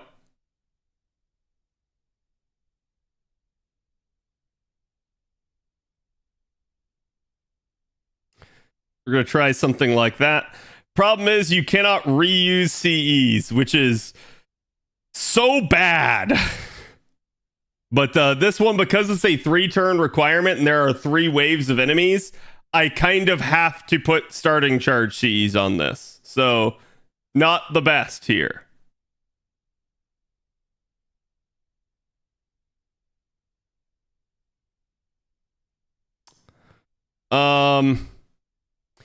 Let's see. I can definitely go Rice Man.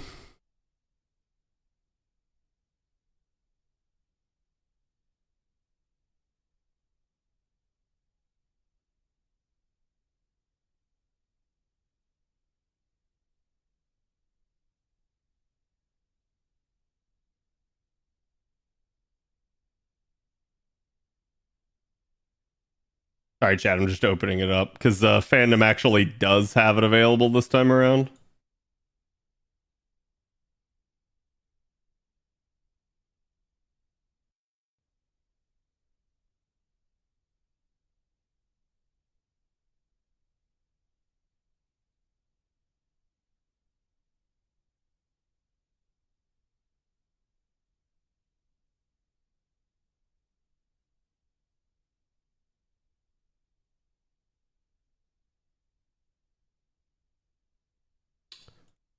Okay, so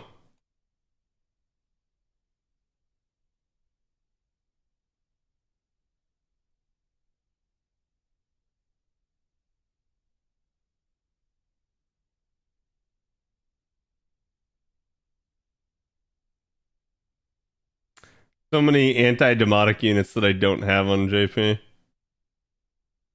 I should have Shiki Boo, shouldn't I?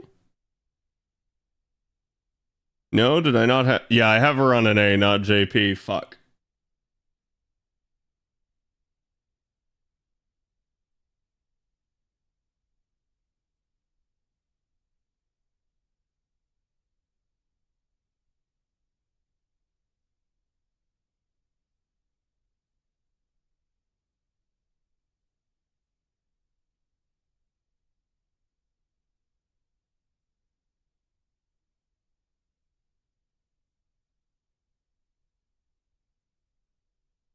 Should be able to get away with one that has it and others that don't? Wait, what do you mean?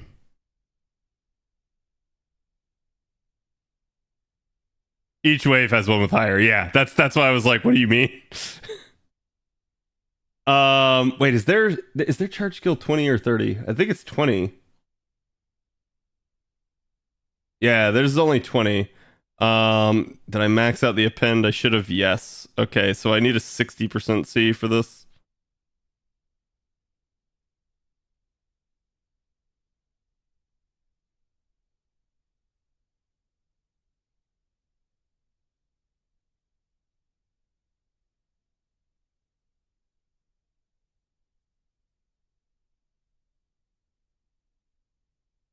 Okay, give me that one.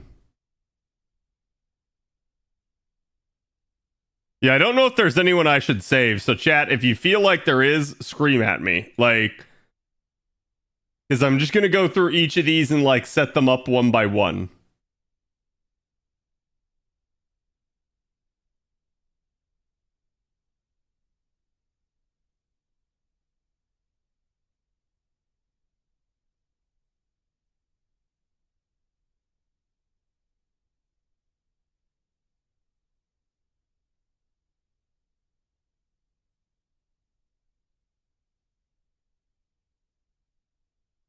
Saberface only Olga run? I'm not sure it can be done because of the requirements of this quest.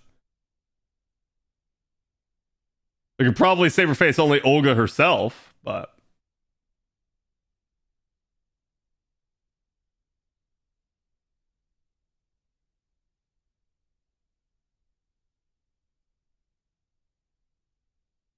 I believe Nez has only got a 20% as well.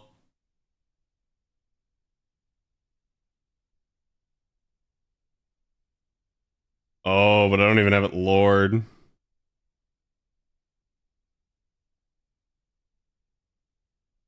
Fudge.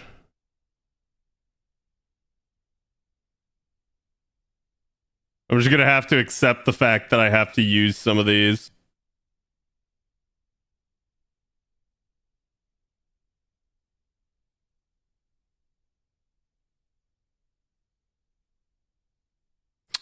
Wait. It's not even no repeat. It's no repeat of the same CE at all. Not even if you have multiple variants of it or a different... What the fuck? Oh, that definitely messes with me. Okay, if that's the case, then I gotta kind of do this.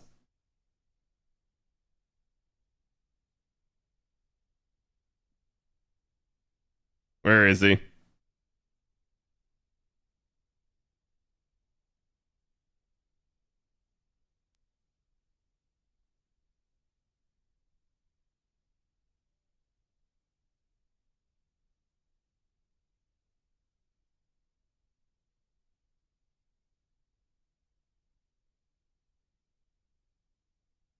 Ruin the team's red tent? I'm sorry, chat. Forgive me.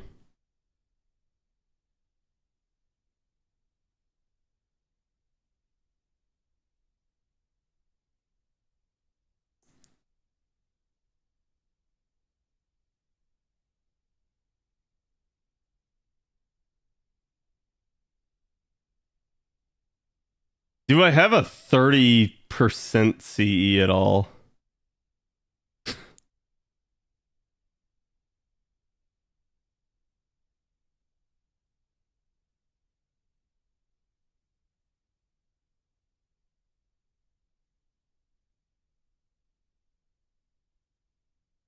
Temple? Was Temple 30%? Talking about this? Is it? God damn. Oh no, I'm thinking, yeah, okay, I'm thinking of a different one. Yeah, so he'll actually be shy by the difference of that uncapped thing, but as long as I get even one card with him, that should work. Chat, it's the same Mystic code the whole time, isn't it?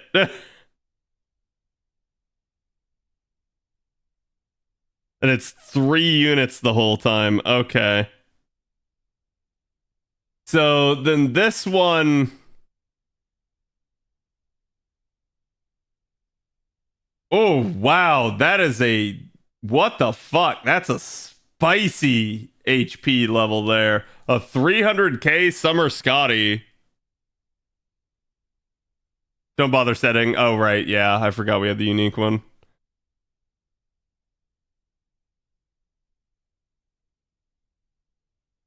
She's Sky. This is basically going to be Avengers or Berserkers.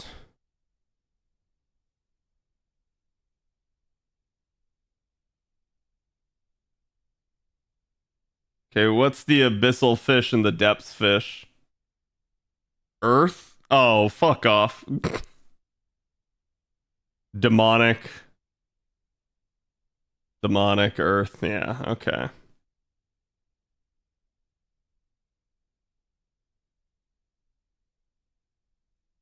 Time to bust out the Avenger gang? Oh, absolutely. Thankfully for me, I got it. So she's anti-sky and anti-divine. That should definitely work. She's a 30% charger plus that. Yeah, so I should have it. So let's... The problem with something like this is going to be having enough firepower. Trying to get away with a 4-star C is going to be kind of rough.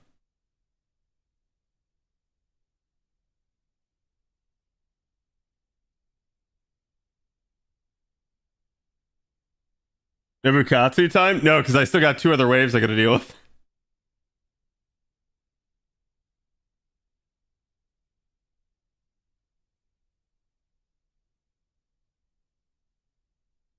Use aerial drive if you want to save cranking. So I'll probably go back and adjust the CEs at the end, but until that point, I just don't know.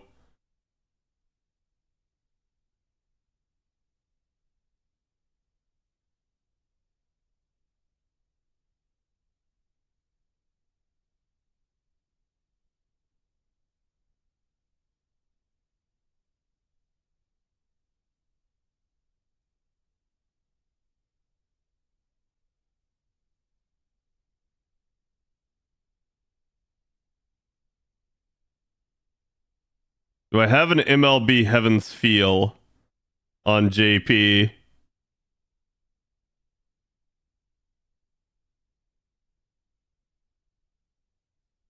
Me no think me do. Oh, me do. Let's go.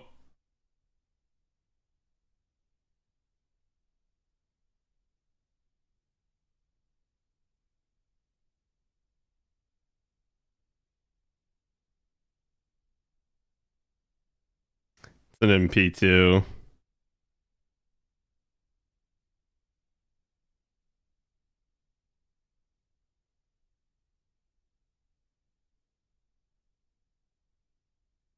Oh, right. We don't have an arts variant of this, do we? We never got an arts variant. We got NP gain instead of arts. Shit.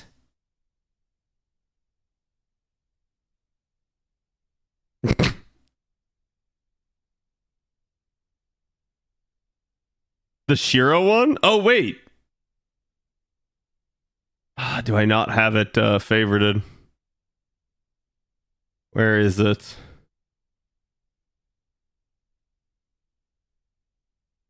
Chat, scream at me if I go by it.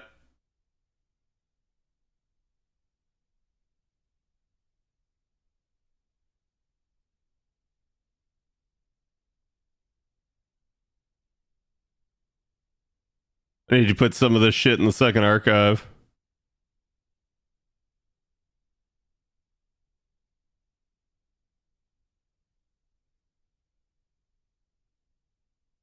No, yeah, the one I was looking at was NP damage, but the one I put on the Valkyrie Assassins earlier was NP gain. It's 50% charge and 20% NP gain. Hold on, I feel like it's like right here.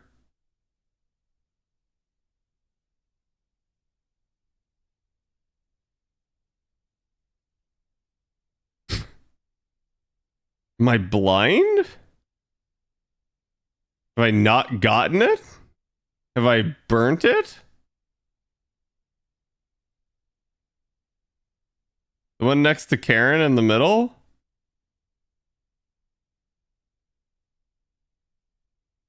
You missed it? Yeah, there you go. Oh, I don't have MLB of it. I mean, it should still work. Yeah, I got her maxed out mana loading. That should still work. Okay. We got that one. Then this is a Sea Serpent, a 700k Canis Lancer. Oh, wait, Canis Summer Lancer. Oh, God, what the fuck?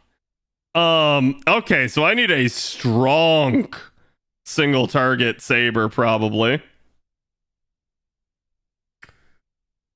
And wait, this is the third lineup now, right? Yeah, this is battle 3. So do we have more time on this now?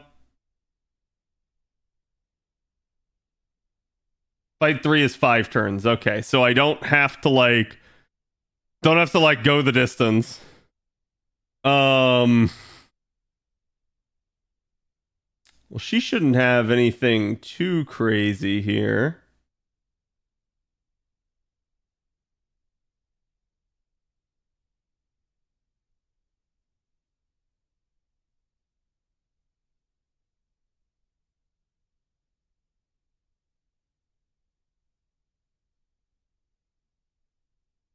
Oh, she's gonna heal by 100,000 every single turn. Yuck. Her trait of being divine, anti-divine single target saber. Do we have an anti-divine single target saber? Am I brain dead here?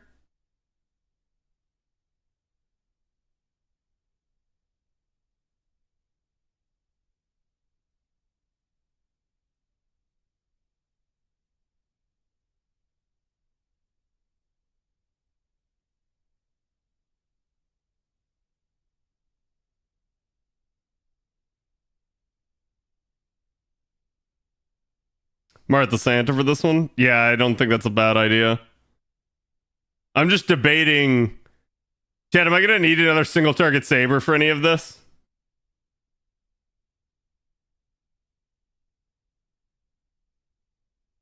No? Okay. Who's my best single target saber on JP?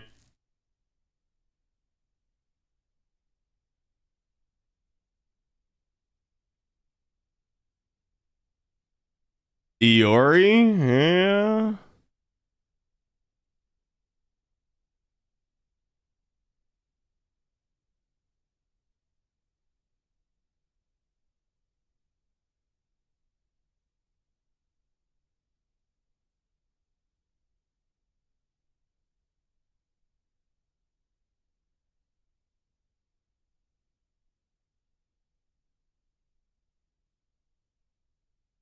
It's just an NP1 Okita though.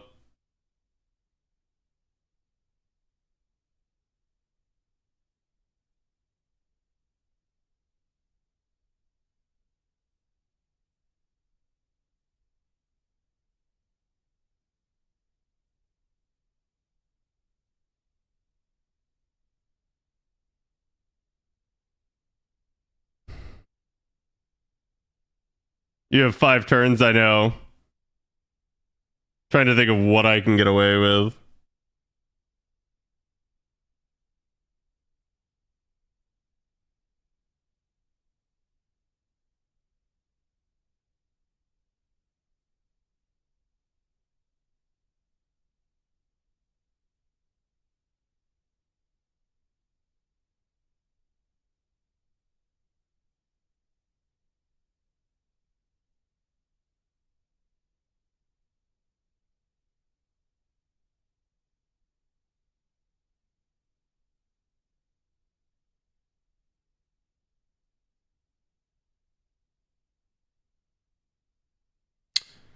She's gender unknown, divine spirit, divinity, feminine looking, humanoid, immune to pigify, king, loved one, non hominide, writing, seven knights servant.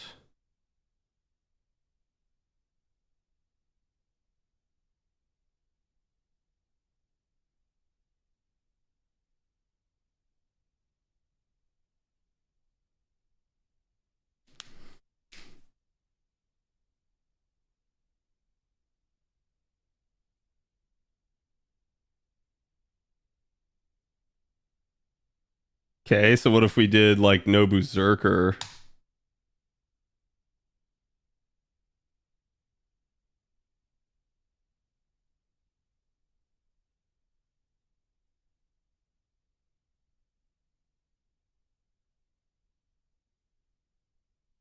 She's a shadow servant? Oh, interesting. I don't have say berserker though.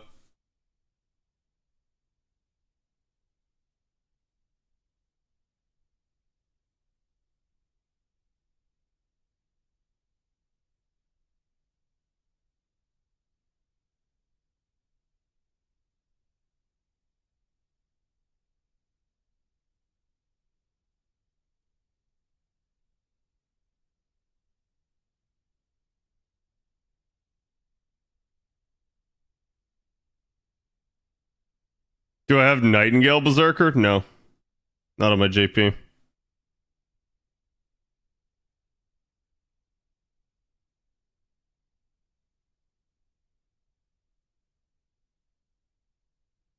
Are you gonna use Zerktori anywhere? I don't know.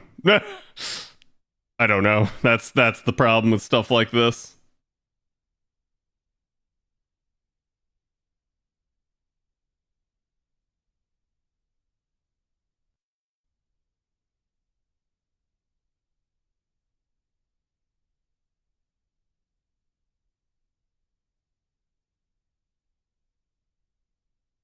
Maybe an Iori.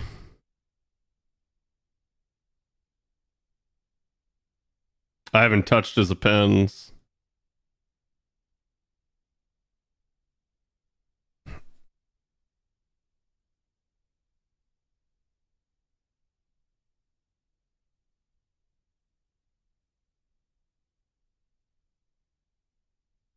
I did lower the charge skill at least.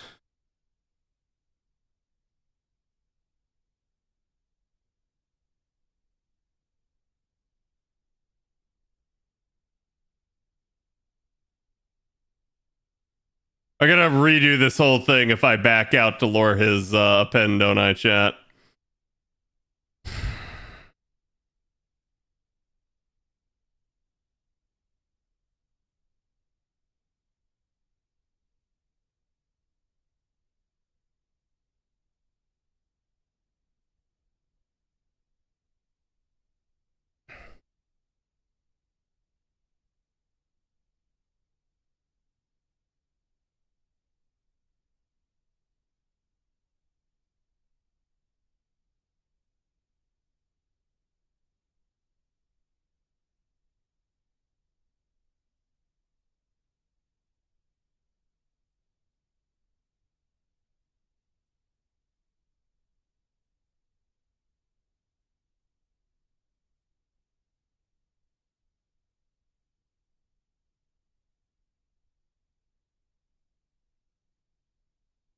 Well, whatever it is. That's a big nope. Yeah,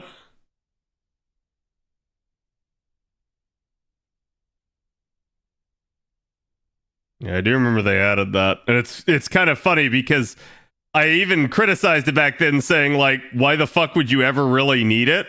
This is the one scenario that I would need it, and it's the one scenario I can't use it. Which I just find funny.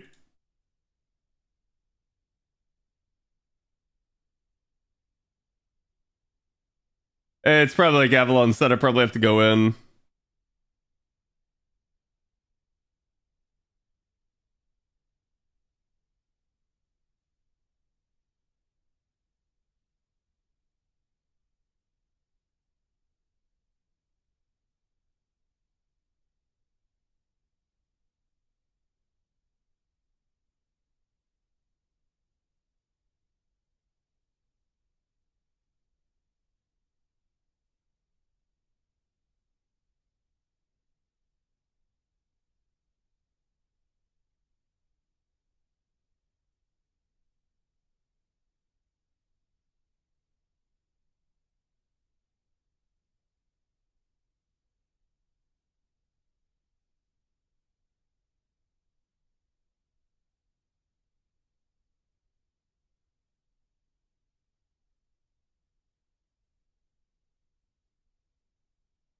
Where's my Zilrich?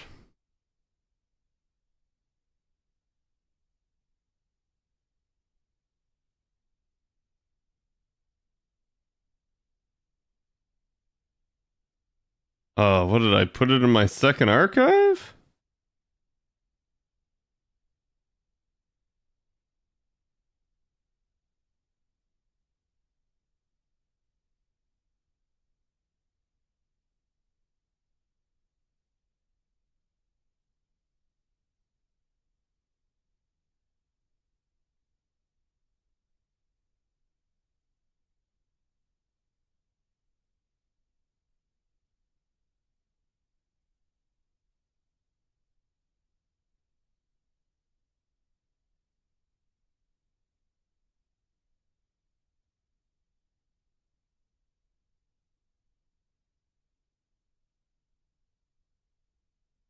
Holy crap. Like, I know I have some of these C's on JP.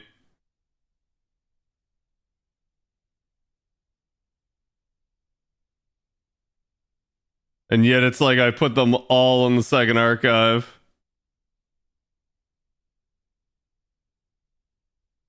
Like, I definitely should have Cage.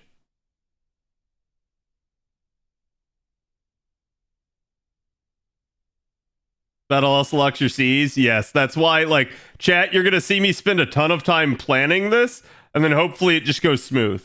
Right? Like, that's literally how I've done it in the past.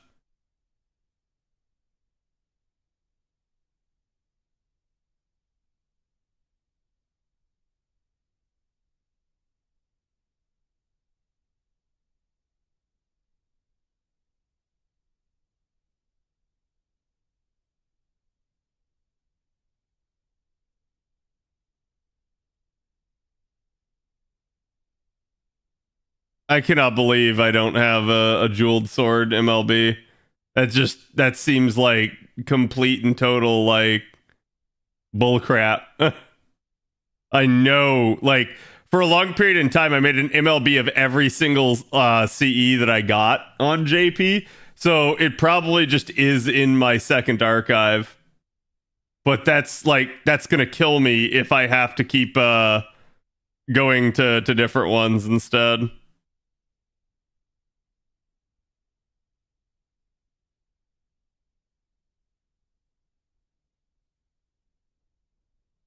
Actually, I could probably do the Barcast one.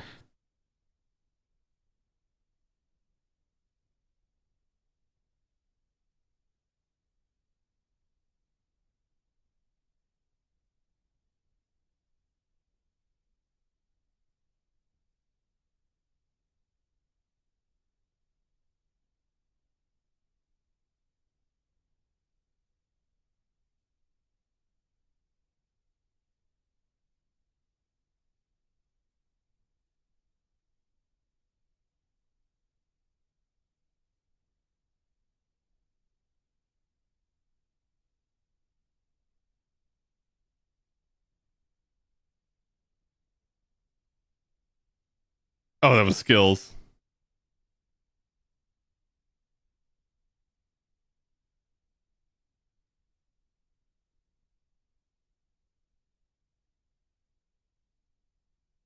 Okay, now hopefully this is enough.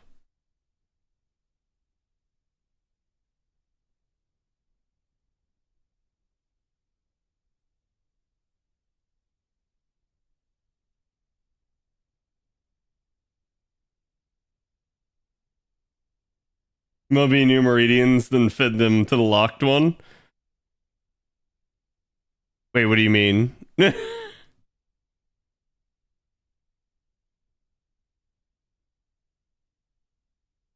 Hello, Alphonse. How's it going? Ew, yuck. Oh, why was that 60 of those? Actually, hold on. I may as well unlock the other pens. I'm not gonna Grail Iori.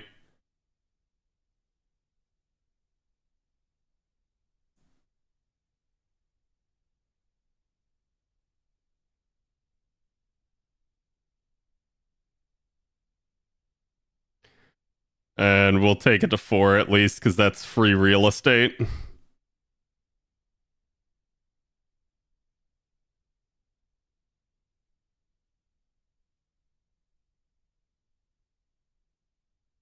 means to use a meridian to make a new one and feed it to the old one and the new one, but that won't work. Yeah, that's why I was that's why I was not understanding. It's like that wouldn't work. Okay.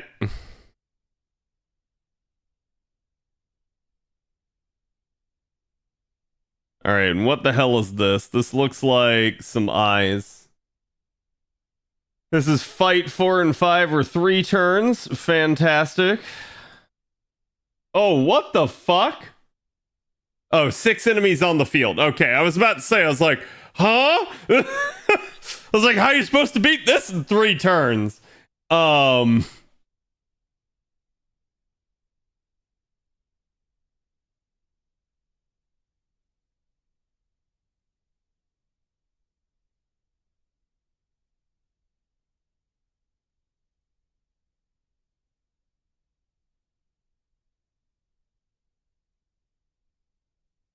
So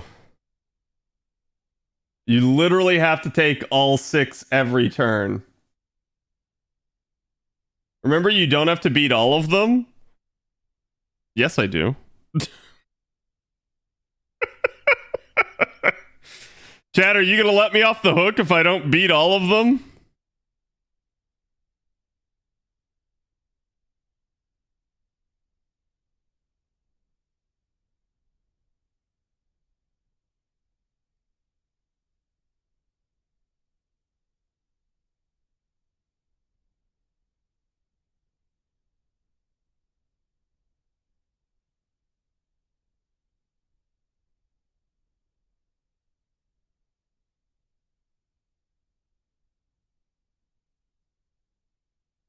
Artificial demon and mechanical? What the f-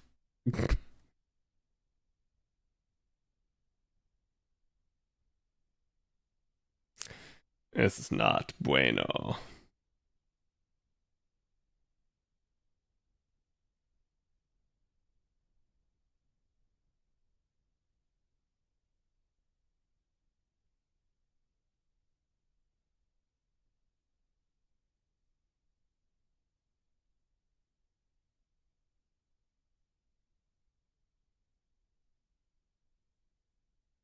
I feel like a lot of these test the depth of your account.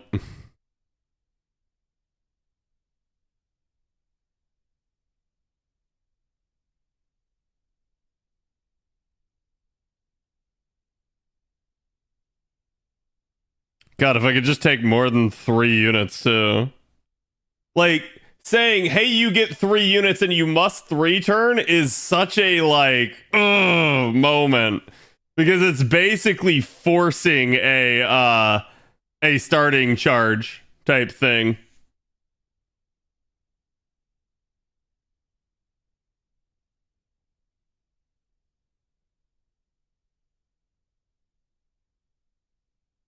I got a 90 in P2 there.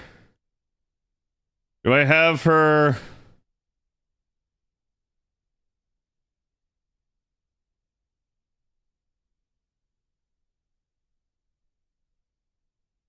Do I have a 60% C now on NA or JP?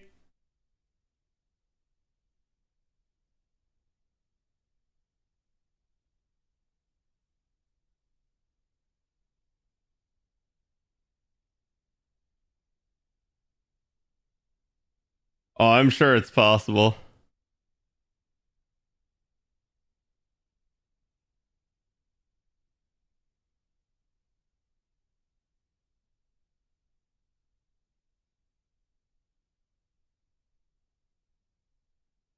Isn't that Nero one 50%?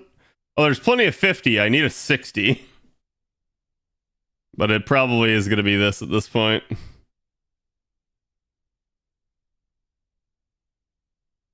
Oh, I don't have Karna's shit. Oh my god.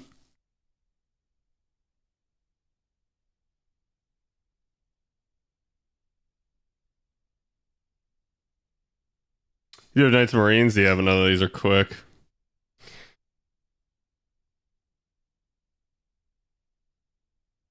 She's anti-Earth, but this shit's all sky.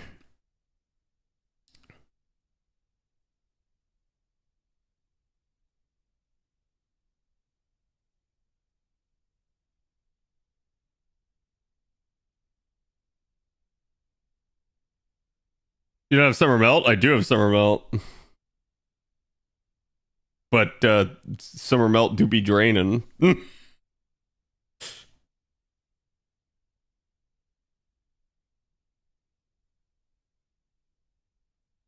Right. Um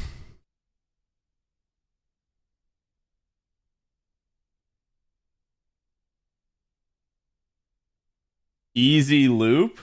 Not against 400k, Bob.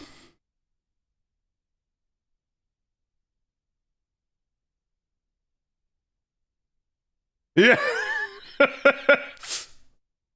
Yeah, that's kind of the problem.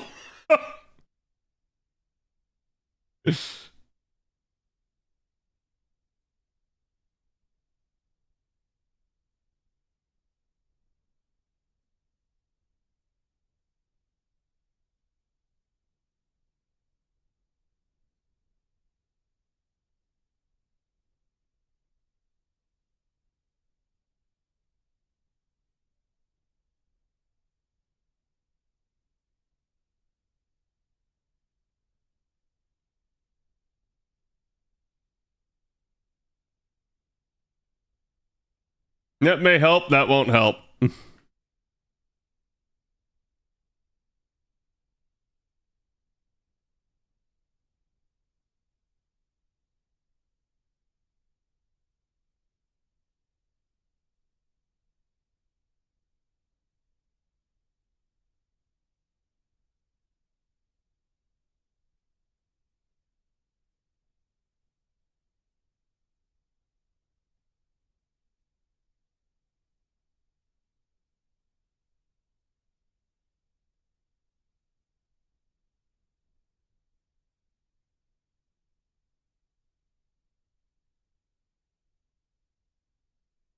Hmm.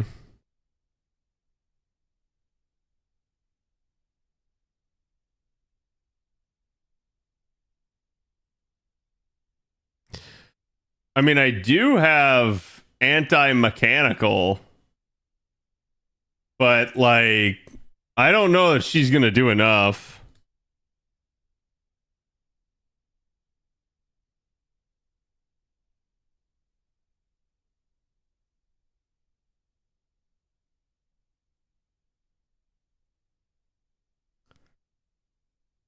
How much is her super effective?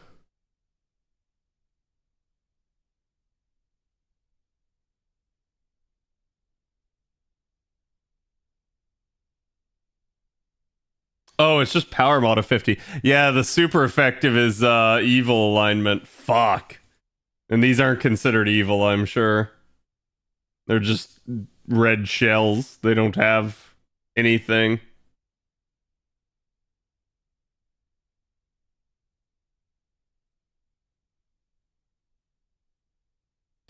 Yeah, this definitely feels like it's a depth issue on some of these.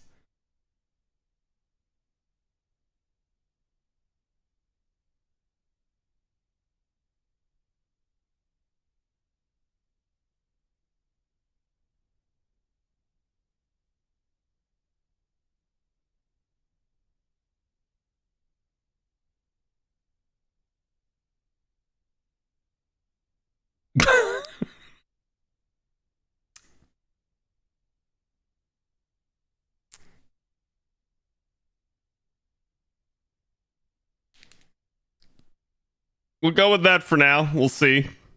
I gotta get the rest of these set up anyways. Crabs. Well, I know they're demonic. I don't even have to look to see if they're demonic. Okay, so this is also 6 enemy waves. And there is a single crab that is like, hey, fuck you, I am 350k. And that crab is Janako. The fuck?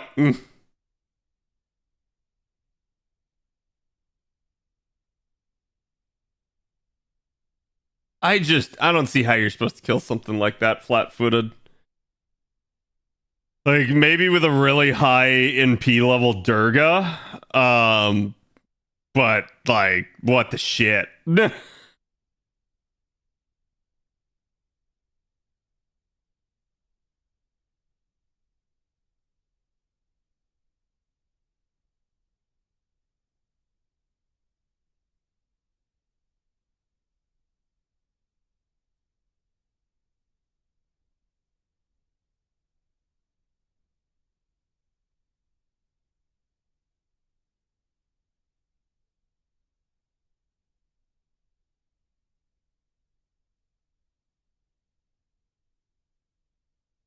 Yep, Earth and demonic.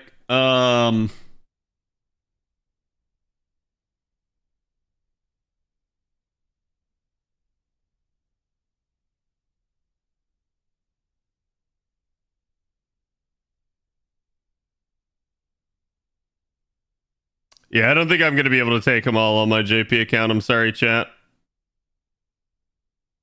I just don't see it happening.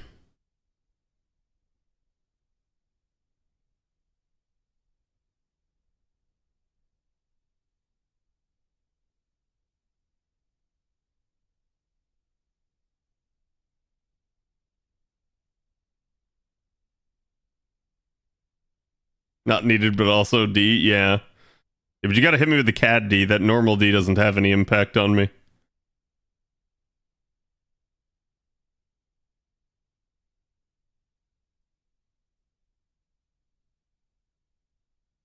Blob D. God damn it. Yeah, to CAD D, I have to go like mild shock.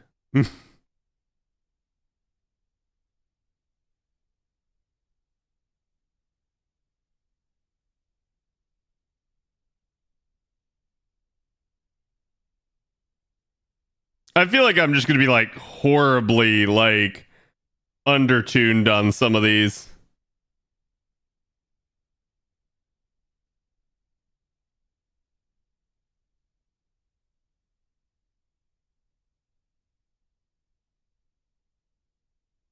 If you have her, Summer Musashi? What, you're saying like Looper Suite? Because I do have her, but like, you know.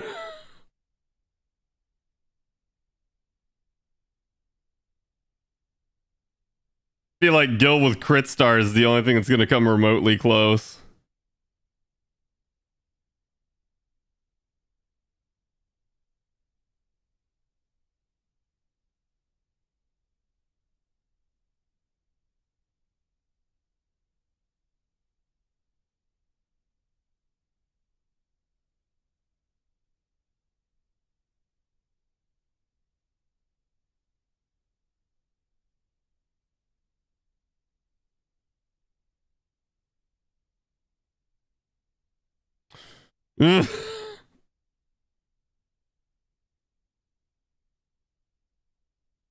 Like I said, I will probably have to adjust these as we go.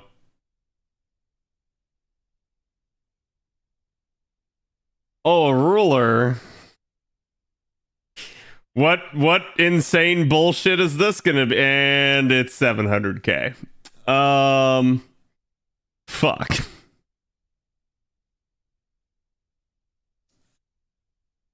Who is it?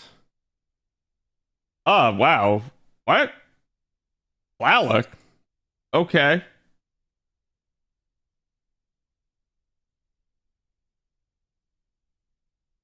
Oh, fucking hell. Invincibility with a 50% chance to activate. So I have to not only kill her in a decent period of time, but I also have to like, you know, pierce her basically. Okay, so everything from here on out is 5 turns.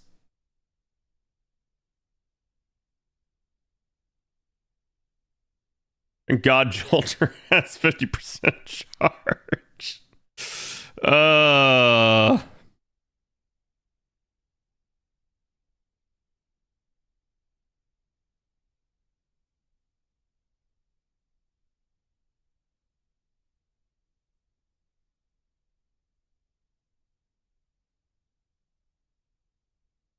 Jolter your problems away? That is the idea. As long as you got enough stars, I don't think I can manufacture enough stars. I mean, like, I could put a star bomb on her, but wait, hold on. Isn't that, like, don't you need 50 stars for the Invuln Pierce? Or is it 40? Can Lobo remove it? Yeah, no, it's probably non-removable.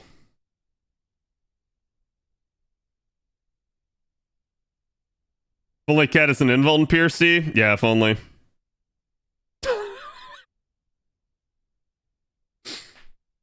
If only Cat had an Invuln Pierce, see? Goddamn.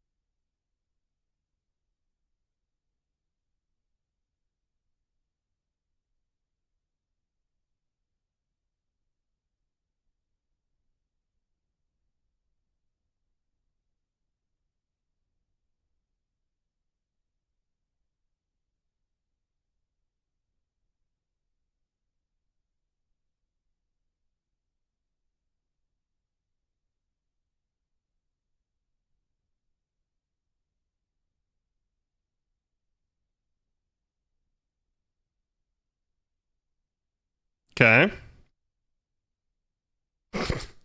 Ghosts.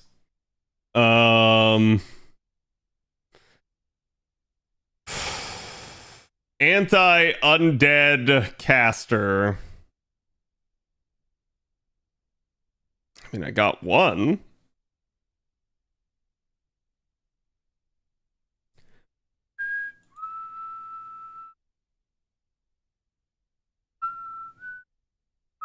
Yep, it gonna be the woo.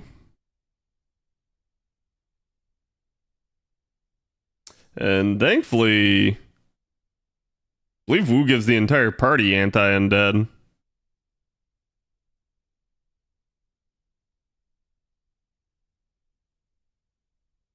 Murasaki, she is anti-demonic, which these should be. Yeah, okay, demonic undead. The poltergeists, demonic undead.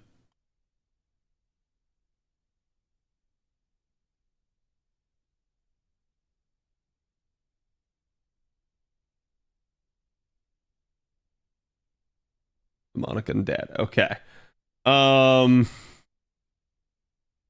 Their death rate is basically non-existent. Fuck.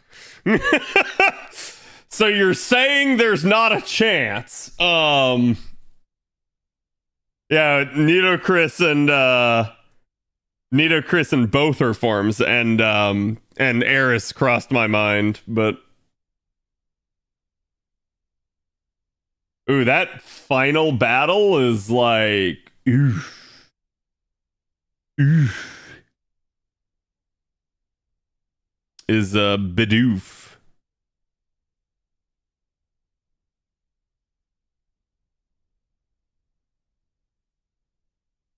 I mean, that's a single target.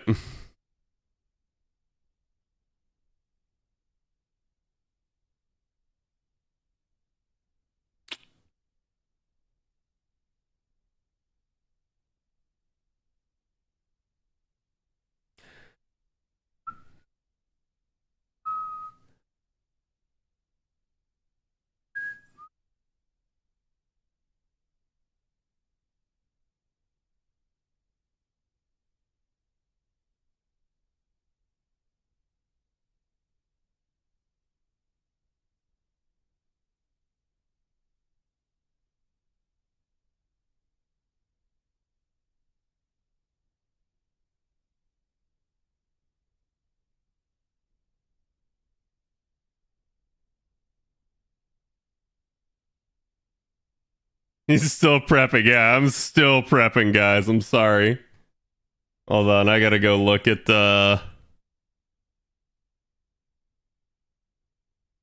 caster's kit. I think she only had 20% charge.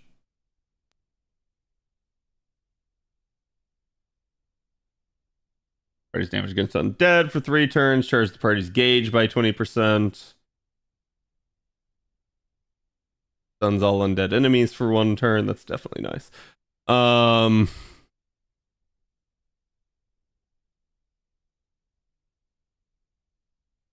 just don't see how I'm gonna dish the damage.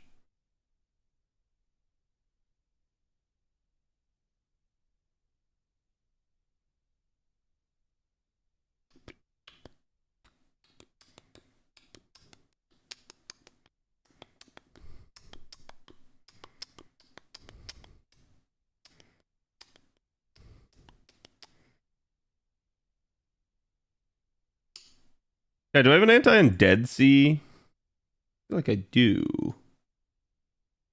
The Habitrot one, or is that anti-demonic?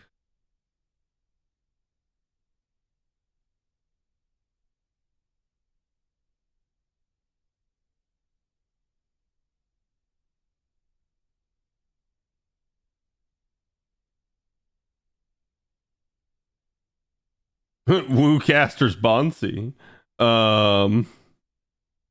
Santa Martha. Or Concierge.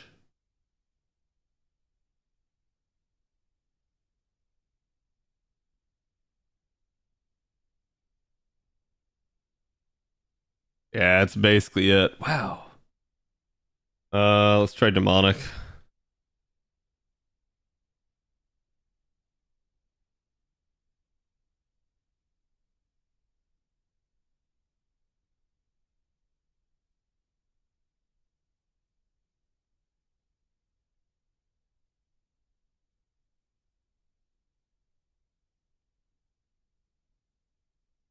Thank you for your hard work.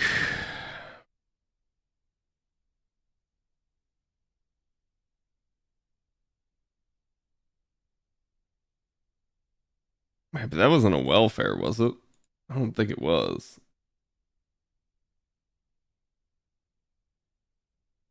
That was Valentine's. Maybe it was.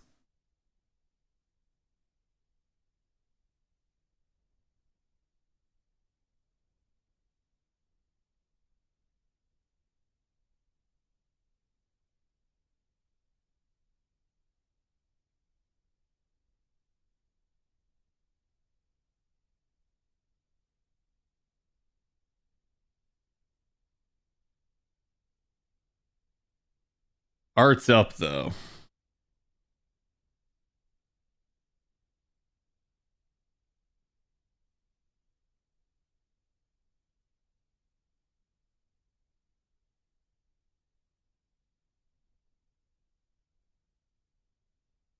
Geisha dancing with flowers is nice, but I don't think that one's welfare.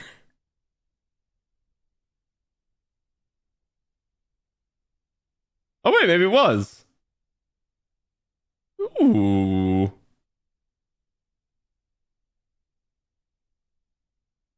Oh, good luck seeing it, though. Avalon, I need your biased eyes to find the Okuni. See, I believe in you. You can do it.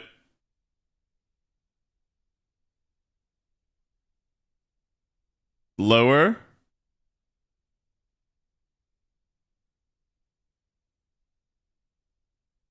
There it is. I think the Habitrot one next to it also is, but it's non I think it's like HP scaling or some bull crap.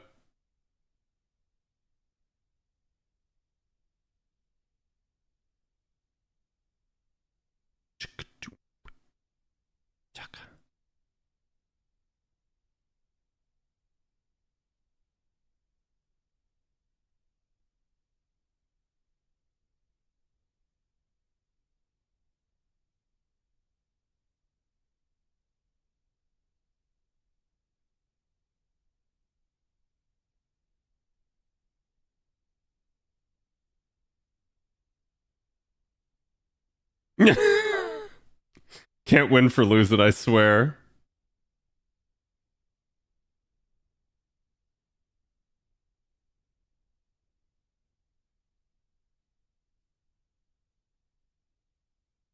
This one might have to be the Murasaki one.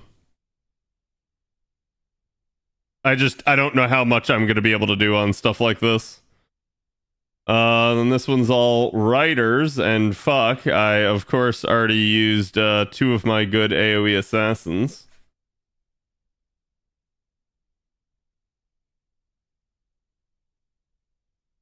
Let's see.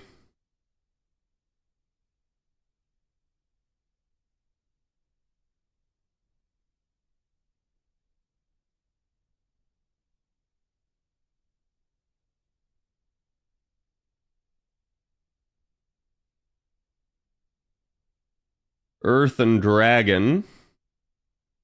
Okay.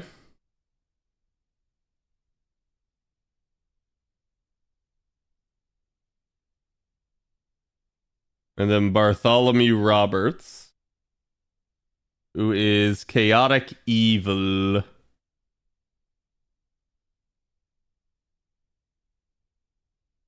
And man traded.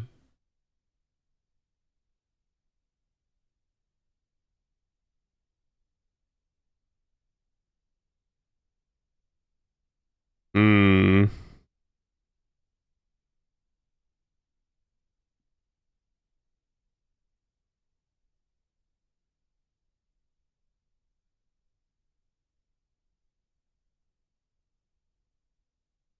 I ain't got much left in the tank.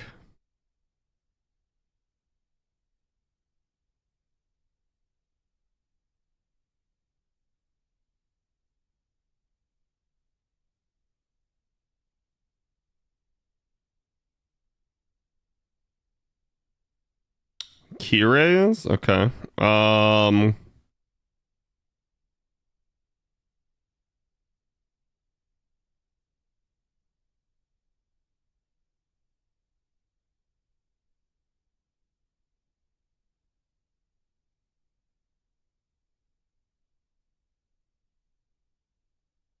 God, I need more 50% Cs is my issue. In all things, that is my issue.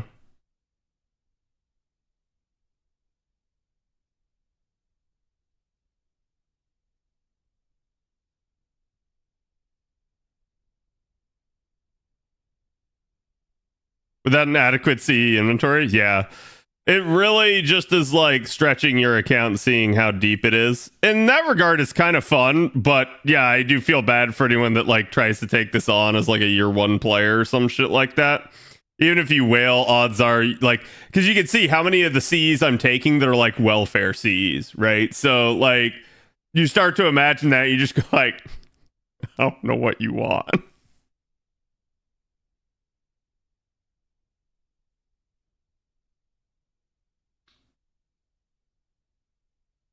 Oh, I think that's a 60% if it's MLB. Fuck.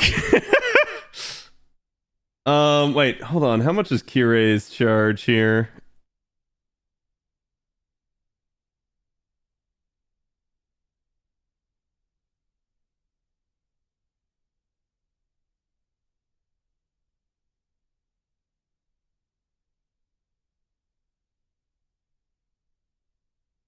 $30. Do I have his pen done? Nope. Oh, I actually can unlock it though. So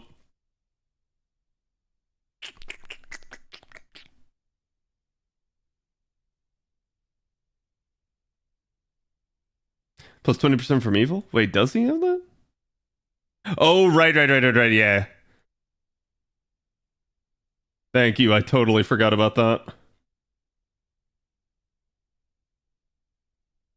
Okay, so if that's the case, I just need a good 50% C.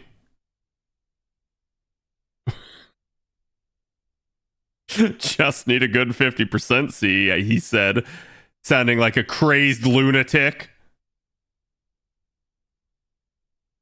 Asking for the impossible.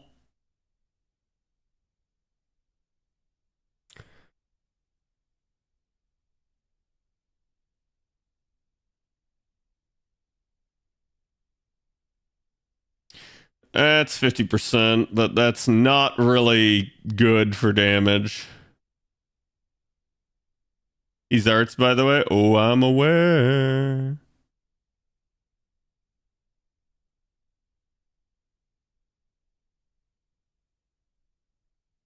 Wait, what was this? Hold on. What was this one? Chat, what was the Burrito Mart C? Anti-writer.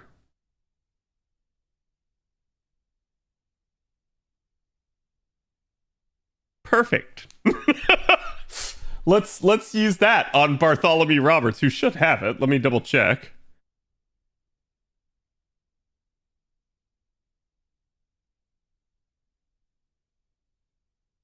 Yeah, he has it. I had to double check, but I'm like, the writer should have writing, but you know, occasionally there is the weird exception to the rule. Okay. That's battle 8. Battle 9 is some bullshit. So let's take a look at it. It's a Mercury fragment. It's literally Dagon. Okay, chat, is Dagon gonna do Dagon things? Is he just gonna be his normal bullshit self?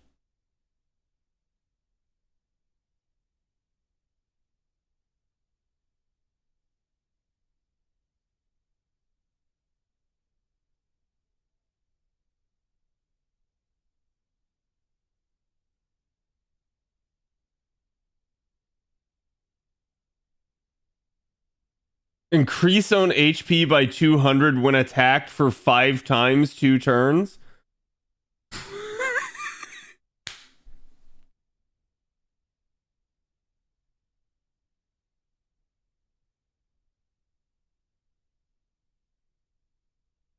All right.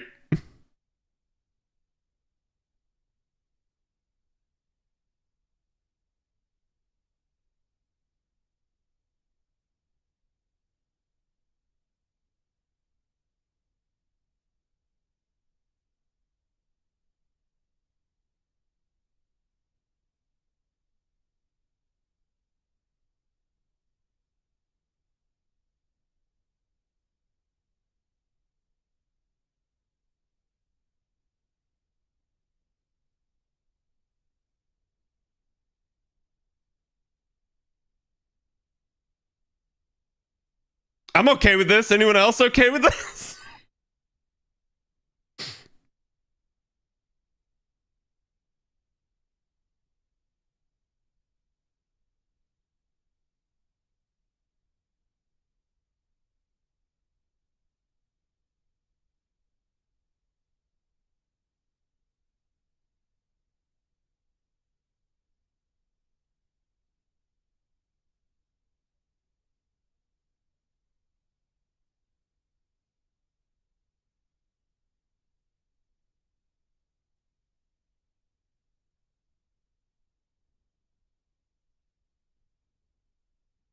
Okay, now chat, what's my best damage dealer for this? Like, no cap.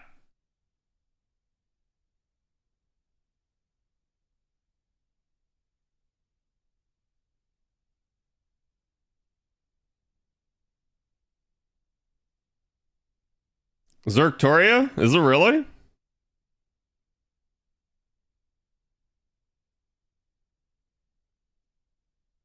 Because I really don't want to have to redo this. I'm gonna trust chat. Is there anything I need to watch out for on the final fight?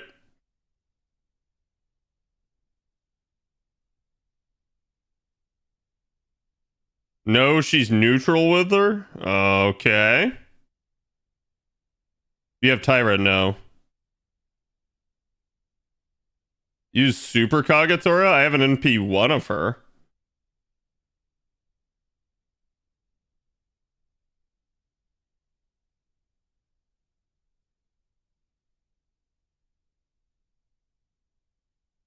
Like to Avengers, Archers, and Riders.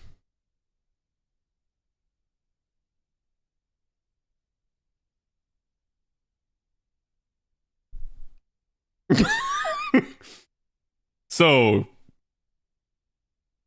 you're saying...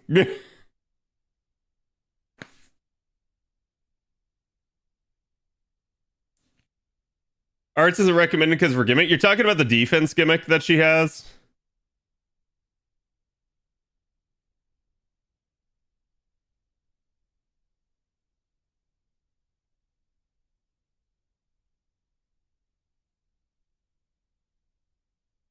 Yeah, but I mean, if you use Quick, then she heals herself back. If you use Buster, you lose NP gen.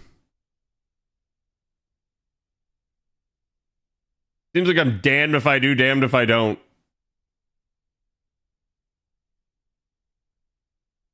Took you 93 turns, but it worked? Oh my god, what? She purges the defense. Ooh.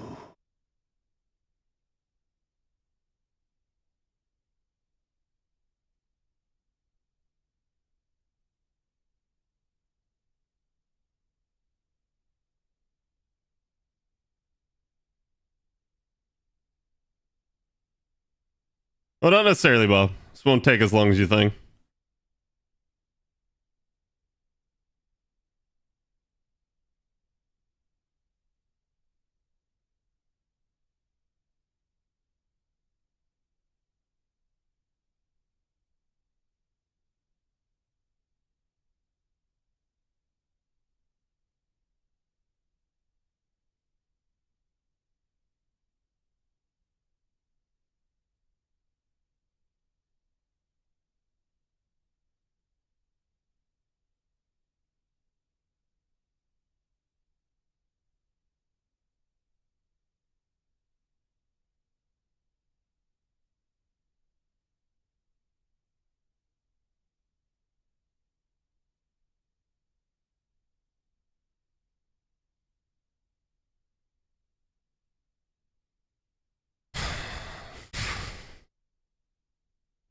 All right, let's find out.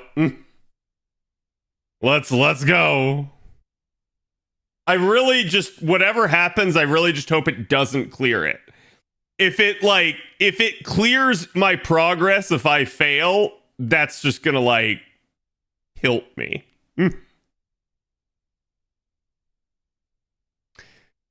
Well, seeing the behind the scenes, Cad. Yeah, it's no problem. I have no problem streaming for you guys. Like I said, I think the real issue here is going to be like actually having enough damage to like pull off all the shit that I need to pull off. The annoying Goctopus was in the back wave. Give everybody their buffs. Everybody should have 3-turn durations on everything.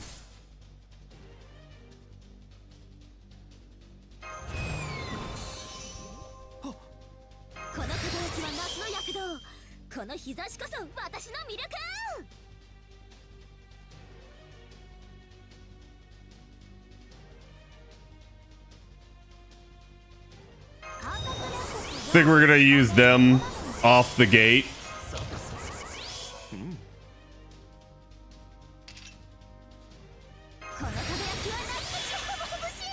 What is with the sound?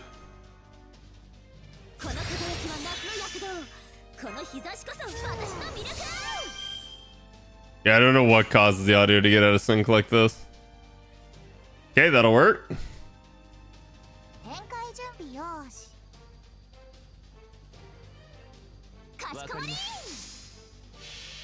Here, hold on, chat.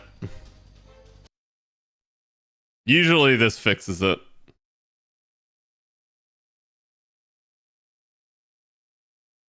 It's usually like, I think it's an OBS issue is what the issue is. And I don't know why, but try to take a look at that too. Oh man, who's gonna deal more damage?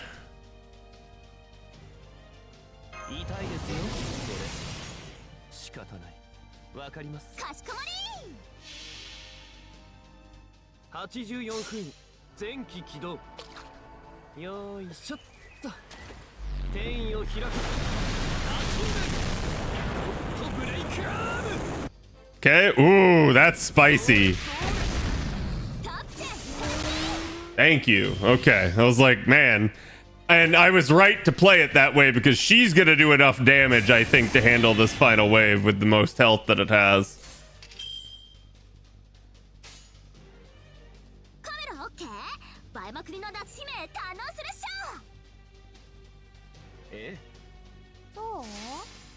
I think we go that route.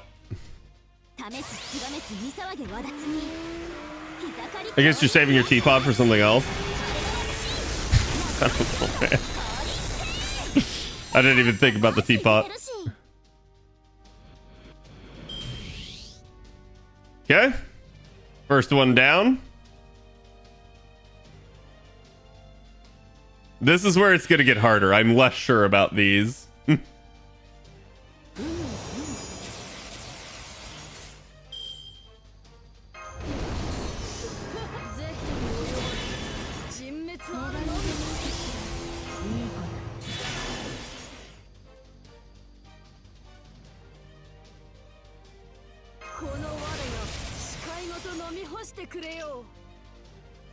Now, chat, if I use this, I'm spending it for the Olga fight, right? So, like, I don't want to spend stuff here.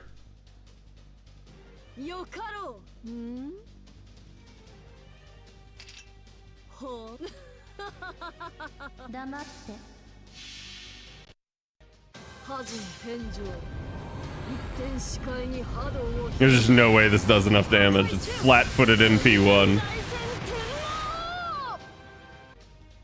Yeah, Jesus Christ. If I had her cards, maybe.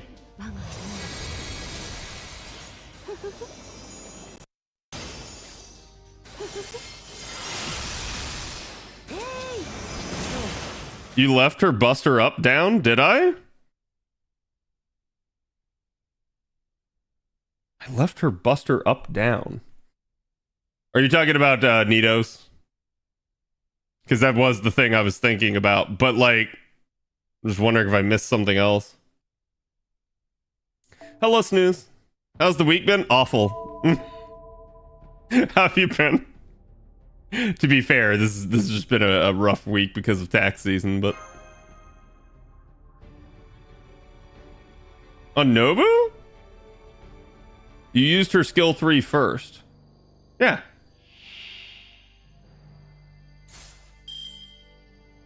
Wait. Oh, fuck. Yeah. Okay, chat, can I, like, withdraw and save my progress? Because I heard that's a thing you can do with this one.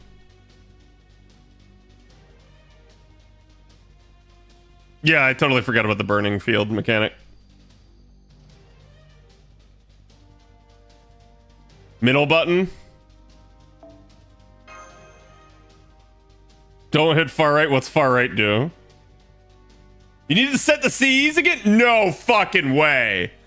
No fucking way. Are you shitting me?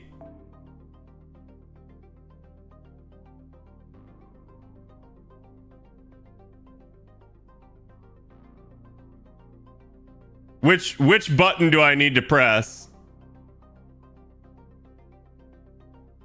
Because I'd like... I don't know what it's saying. That would absolutely salt me.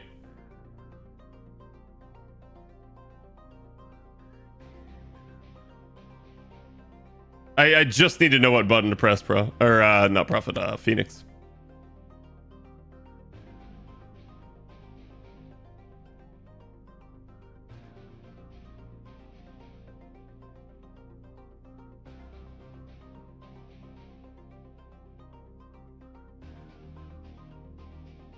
Shrub, save us? Yeah, I'm a little bit worried about this.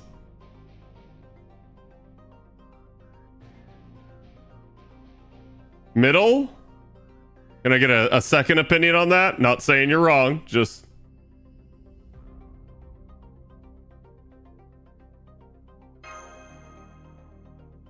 The middle, okay.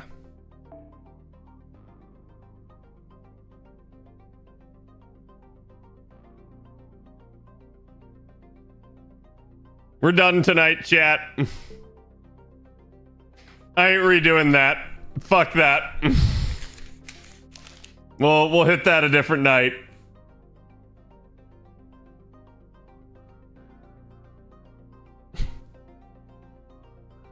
That's like, I'm sorry. That is just bad design. Like, bad design. That, like, I have to reset up everything. Like, nah, fuck that. I'm not gonna deal with that. So we're gonna go play some Rise. We'll complete the fight at some point, but like, god fucking damn it, man. Like, don't make me spend like an hour setting everything up and then be like, hey, redo it. Like, what the fuck? I cannot believe they just pulled that.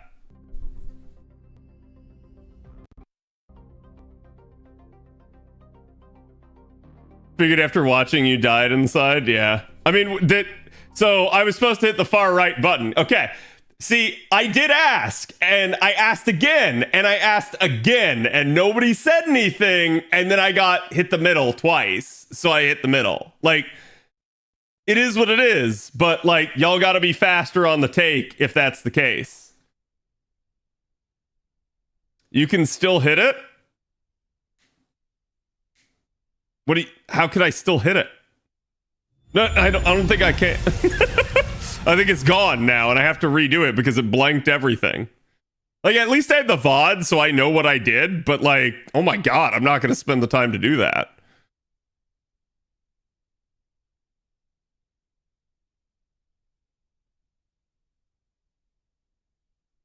I'll just go grab, like, screenshots of it, oh, whoops.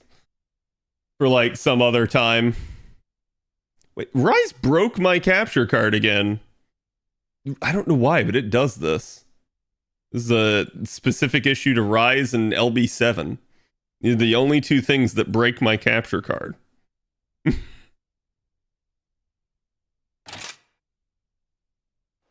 Yo, what happened? I backed out of the fight on one of them because I absolutely did press the wrong button, and thank you chat for letting me know that, because there at least is a chance. But like, oh man, it totally blanked everything, and I'd have to redo everything.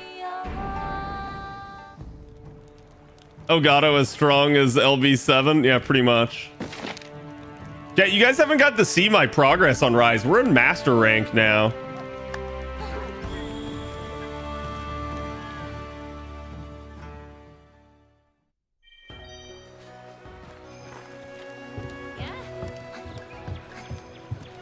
Did you beat Water Olga? No, we're gonna have to do it tomorrow probably. Cause like, what the fuck? We did beat the first fight. And I'm reasonably confident that like the rest of it will go through just fine. But that, like, yeah, I wasn't gonna waste the time on stream basically with y'all to reset it all up. Oh, hold on, chat. You can't see my super secret passcode.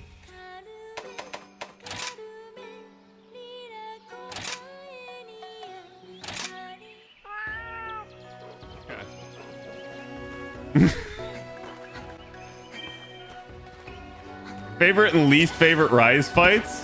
I mean, I haven't done a whole lot so far. Oh, and actually, let me drop into Discord here with the rest of them. Hello there. Let's see. What's my least favorite fight? Which one did I maul at the most? You guys remember? One. Well, yeah, Rathian that just happened recently, but that was like, what the fuck happened with that, right? It's hard to say recently, like overall, or Was it Diablos?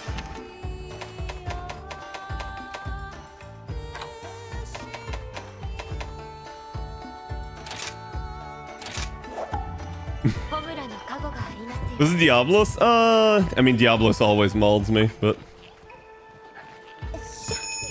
Oh, you're using Doots! I am, chat. We've converted to the Das Flutenduten. We're just trying to quest to progress the story. Remembering a Palico instead since they increase your end quest rewards. That I didn't know. I mean, I have a Palico and a dog. Does that not, like, count? No, when you're hunting in a squad, you only take one. But if you want more reward, like they're saying, you specifically need a gathering cat. Well, I have plenty of those. Yes, but stealing away here does exactly what his name implies. He steals everyone's shit. Oh.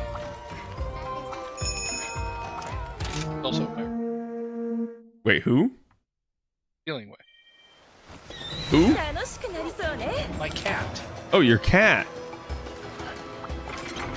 I had no idea you were referencing your cat. But chat, then I can't ride a dog. And I feel like that's like 99% of the attraction of this game.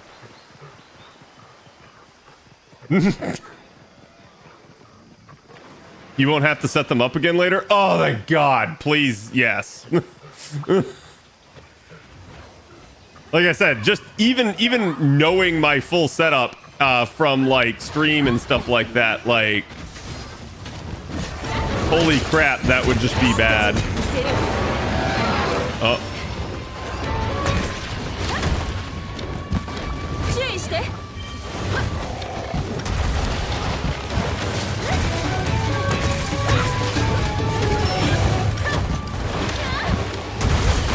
Ooh. How did that miss? What the hell is this foot hitbox? God damn, where did all that fire come from?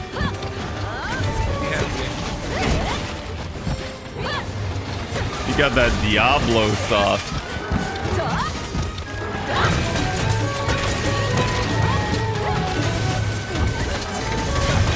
Yeah, Chad, if any of you are Fluten experts, like almost none of my friends are, so feel free to chime in with things I could be doing better. Oh my god, you guys knocked it down again.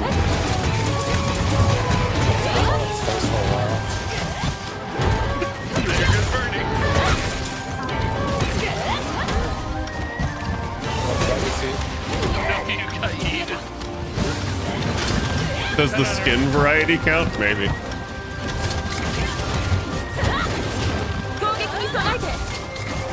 Okay, so this is really weird, and I don't know why, but suddenly burning is interrupting me.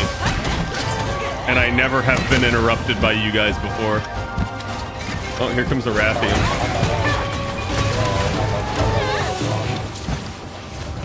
I don't equip the one skill. Well, what's weird is, like, I have it equipped, so I thought that would prevent you from, doing it to me. Wait, I can't change decorations by power. Well, I mean, naturally. But you guys got it. Yeah, I got it.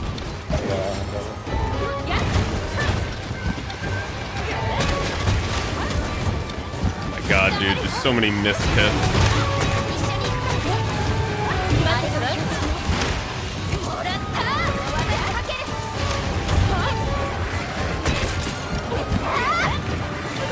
I'm gonna get shoved off the edge and I know it. Spin to win! I don't think that hit him.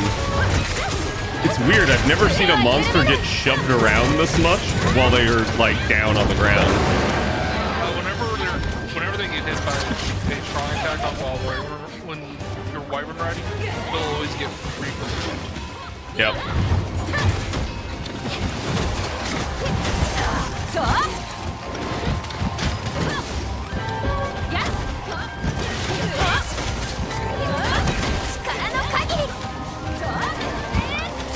Come here. Give me that head.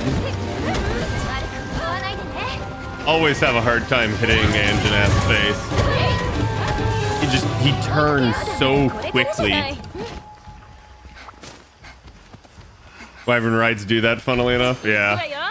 Like, I've seen him get moved some, but, like, that fucking Anjanath got shoved, like, 3 times. They actually tweeted that as a PSA for people. Jesus. I mean, I'm sorry. If you have to PSA it, maybe just fix it, right? Like...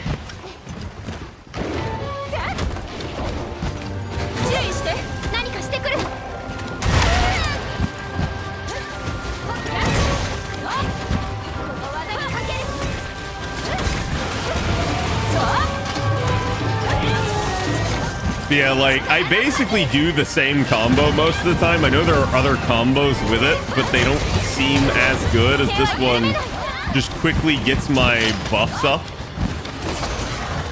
And a lot of the times you guys can see I'm pretty sloppy at the moment. I just keep getting hit quite a bit.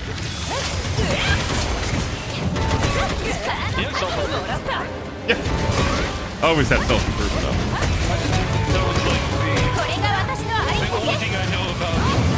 Oh. Oh, I almost rolled into that. Always have something. It's the... Oh, nice. He actually turned into that.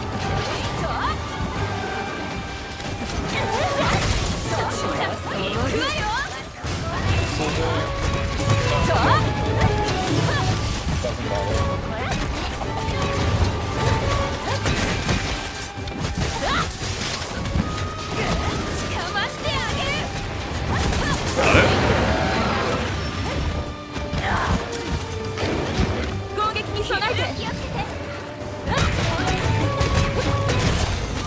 Oh, god damn it, my song got interrupted by that.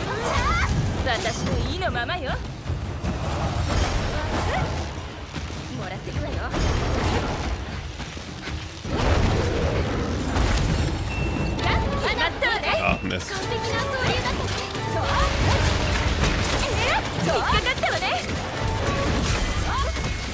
Oh, nice. I didn't realize it was already capturable. I'm gonna have to. Oh shit, what tail? I swear they do not give you long enough.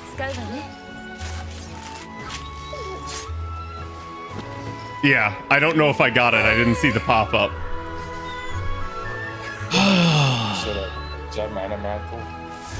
It's always... It's weird because in World, I always had plenty of time. And in Rise, I don't. It's like the timer starts faster. To which I'm like, why don't they just get rid of the timer and just let you end when you want to end? Killing has a longer timer. And capturing. Yeah, I did not realize you guys cut the tail. I thought you would react to it. No. But that's also why most of the time when you guys cut the tail, I just stop fighting the monster and go carve. Because I realized how many times I've missed a tail from stuff like that. But actually, let me see, because the whole reason I fought that Anjanath was I think I still need some of the Anjanath stuff. What was it that I had on my wish list? Need the Anjanath helm. Yep, I think I can make that now. And the Vam braces, which I can't because I need gold light ore. That's you have to mine ore in the desert. Specifically the desert. Yeah.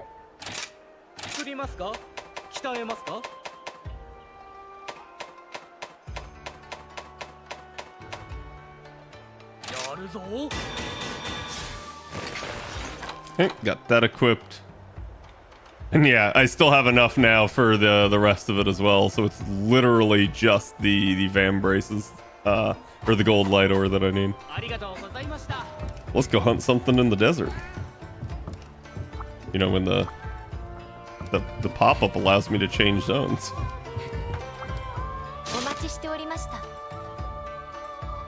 You're doing fine, just help hit the head for stuns. Yeah, and that's the problem that I've had is I, like, in a 4-man party, I can reasonably, like, do my thing because the boss ping-pongs so much. But when it's, like, myself or, like, even just, like, a 2-man hunt, a lot of the times I feel like I can't get anywhere near the head, which feels bad.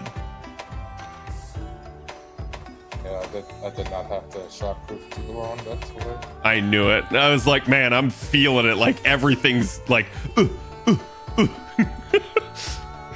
that's because I'm using switch seconds in a long sword.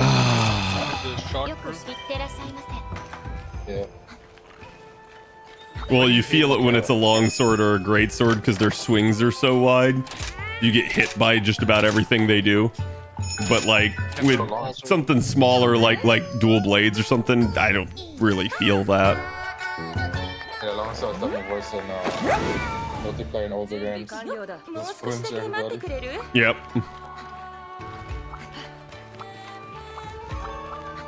That's why you run flinch free in older games.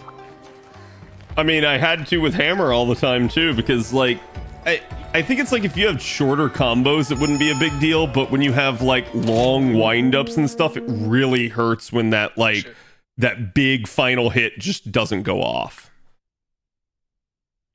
I accidentally.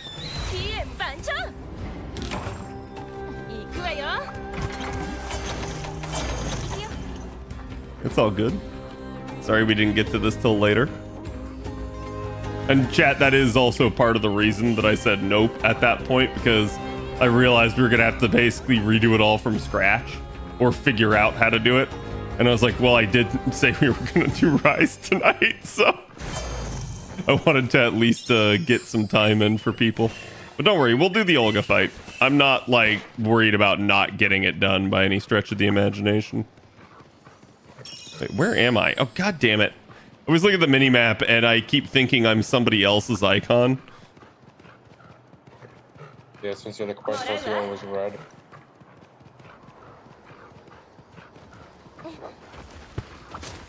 Ooh, free material. Very cool, you this area. you just need to find mining areas you called off the monster. Oh, right, yeah. That was the whole entire reason we came to this map, wasn't it? Is it any mining area, or does that like specifically be up north in the dunes? It's any mining spot.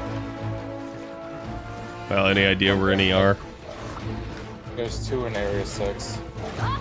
Yep. Yes, Mudman. One of my least favorite things to fight. That might be it. Almiradon might be my least favorite one so far. Just don't like the way he works. Wait until you fight the magma version of him. Ooh, mighting. Piece of garbage, little... Wait, there's a magma version of him. So you're saying I can be set on fire constantly? Yes. Oh, there we go. Got the gold lighter.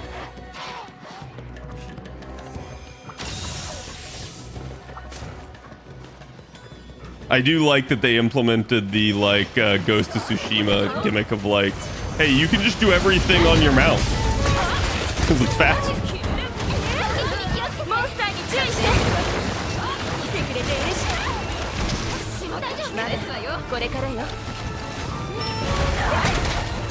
See, chat, it even fainted burning.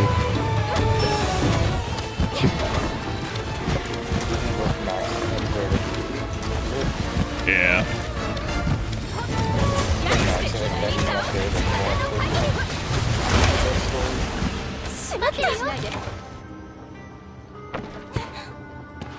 I mean, I was at half health, but goddamn. Okay, I guess time to try. Damn, I don't even want to try. I want to have fun. No, we gotta try not to die.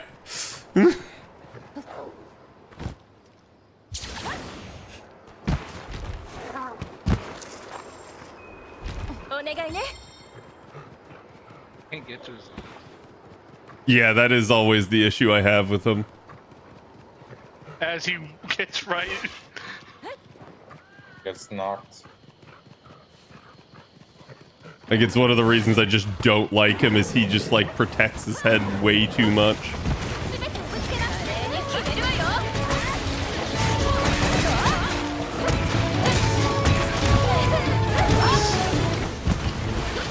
Okay, at least you guys should now have the salt. Wow, dude.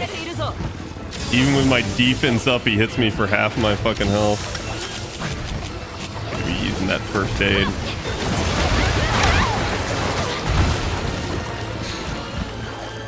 Bro, what? Bro. Okay. I get it. You don't like me for the crime of existing. Does anyone know how to get the golden sludge from this dude? Should be a regular reward. Or like a sign. Might be his.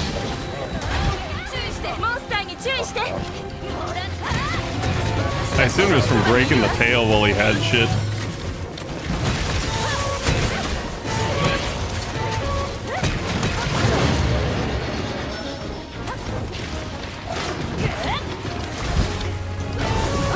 Why do you hate me so much, Almirka?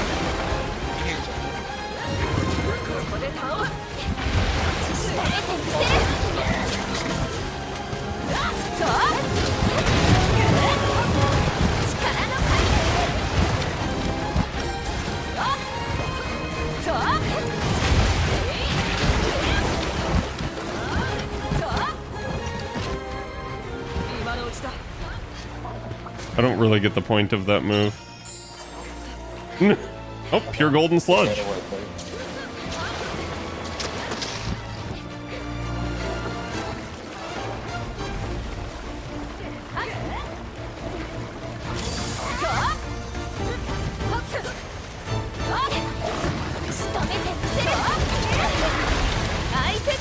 Good, that got that head hit.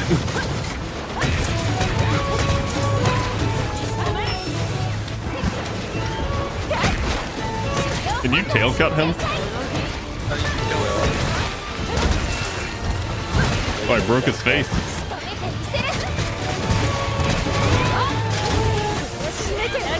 Oh, you little bitch. You ran from my spin. Oh. More sludge, excellent. Yeah, unfortunately, I think I need the high rank sludge for him. Because I think it's gating the one weapon that I was building.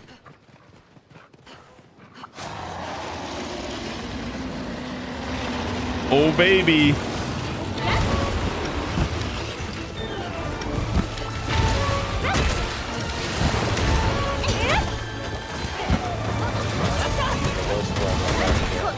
I like how he just literally disappears under the ground.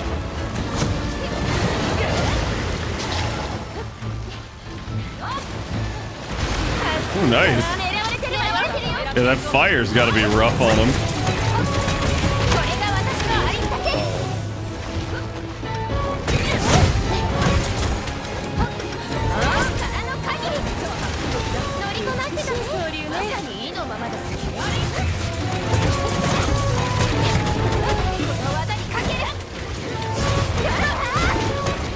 So we got this whole training arc done when we weren't looking.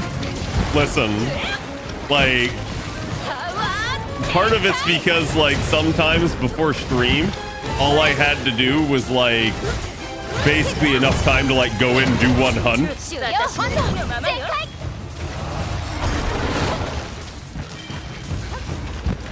I gotta try to keep him on this side.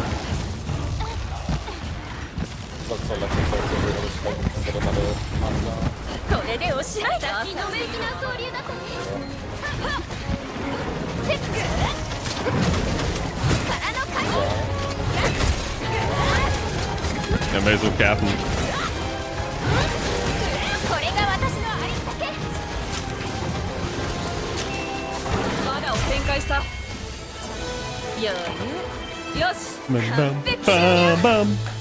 Cad became a professional hunter.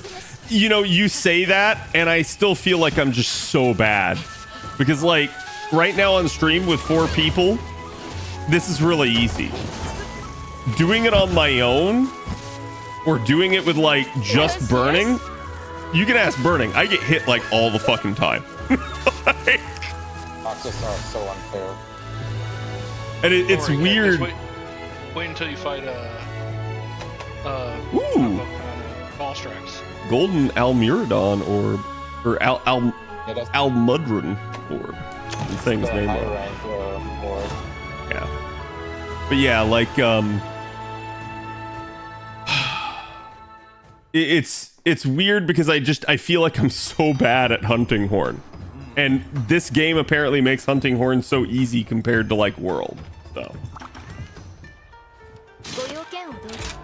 Oh wait, yeah, let me go build the thing.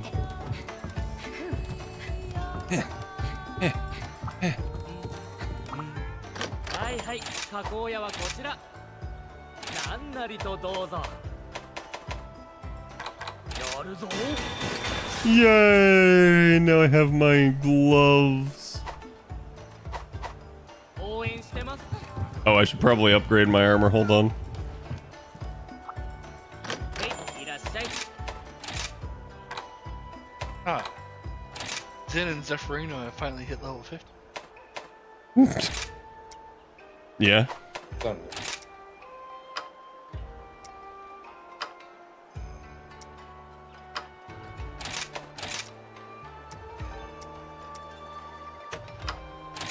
Okay.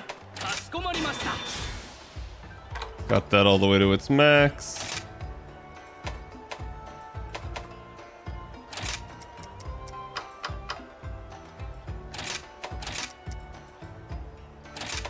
Oh right, I get barriers with my armor running. 任せてください。 Did I not max this? Oh, it went up to 5. Okay, I was gonna say. Like, I could have sworn I did. Right now. What was that, Burning? かしこまりました。 I can only go to level 5 on armor ありが currently. とうございました。 Yeah. Dude, I don't... So, Bob moving through the door also stops the pop-up for me showing up. No, the pop-up is just rules. Yeah. If you go from an NPC to another NPC, there's a huge delay, no matter what you do. Okay, do we want a Shogun Centaur? Crab, okay, crab's arm. It's crab time. start warming up the butter. We're gonna fight the crab people. I will say if you get blood, you have to start Female shopkeeper looking cute. The quest giver. Oh yeah, no. You're talking about one of the twins, and the twins are the highlight of the game. That one's Minoto, the other one's Hino. So you didn't like Fioriane? Oh no, she's good. She's like the only thing I like about the new area. I laugh over it's like Dame Luchika, the sniper lady, Yeah. because it's just like I just pictured like Caitlyn from League of Legends, Luchika from Sunbreak, and then Clorin from Genshin. It's just like if I had a purple themed black haired sniper lady, I would have 3, and it's just weird that it happened 3 times. Yeah. それは打ち負かした者のムクロではなく Oh man, that man got 代 crab. わり身となっ He て got crab 捨 shanked. て去られし鎧再び Wait, 新たなる的を this is the first time it's been narrated by a female. 捨ておくことなど Yeah, this is the考 because え it's 及ぶは Sunbreak, ずもな it's く like Western, 的を鎧を変え not like 振 Japanese られる stuff. 刃は破裂 Yeah. さを At the haiku or whatever. 退治する The kabuki. 命であがなう以外術はない Yeah, the Shogun monster way. Yeah. それでは出発 Best crab. お願いね Crab says best crab I see.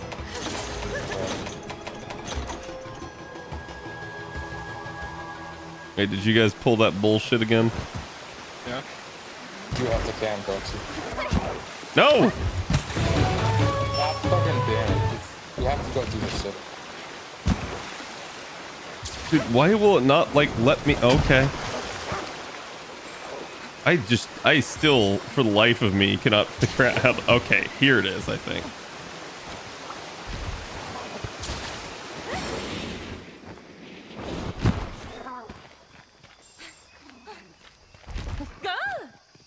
I'm not even going the right way. God damn it.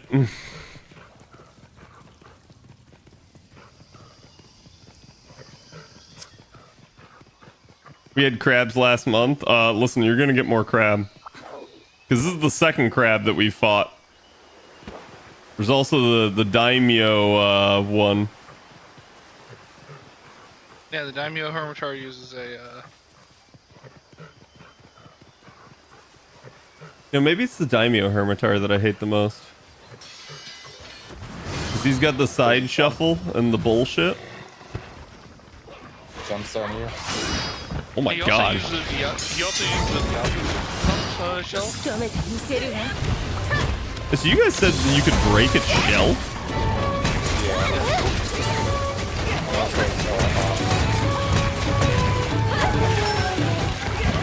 What the fuck? Look at that little nub.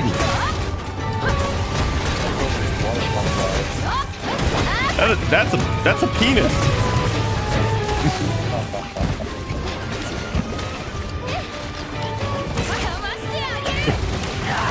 That is actually kind of disturbing. Oh god.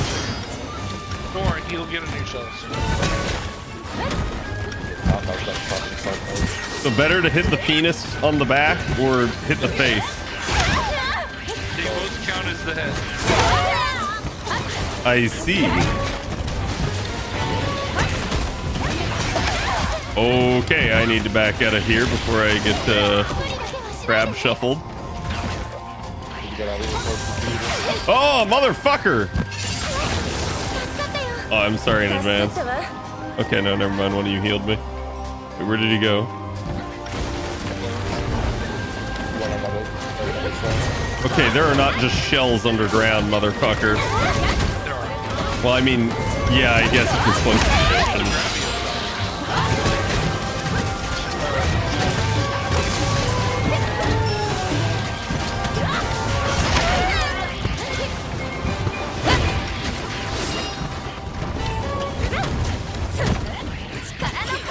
He is so...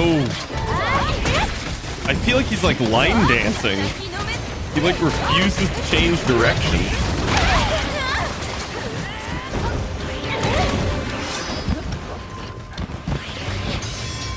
Oh. Oh my god. Well, I'm safe now.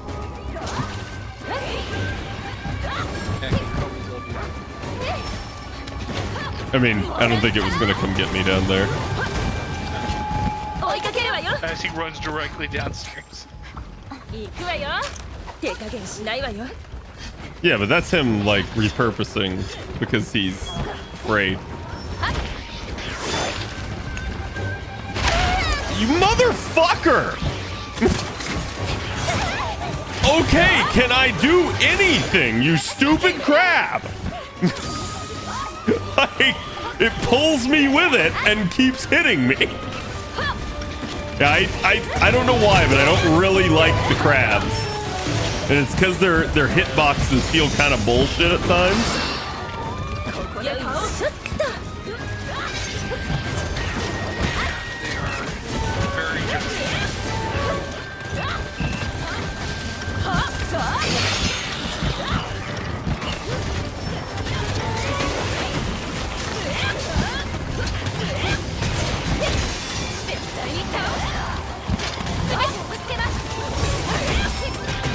Give me that dongle.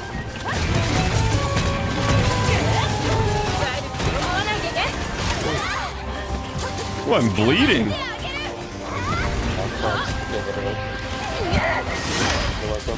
What was that, burning? They were so we double the damage on you. Didn't really have time to get away and get rid of it.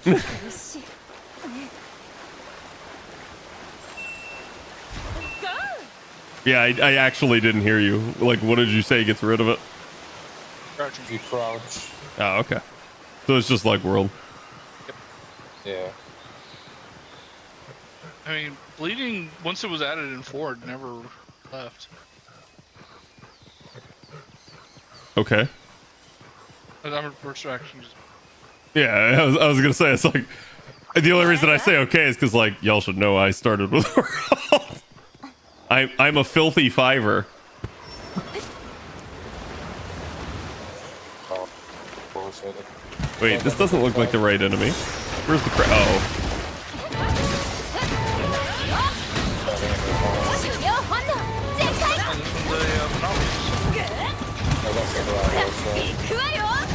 Wait, does it like matter what type of shell it is?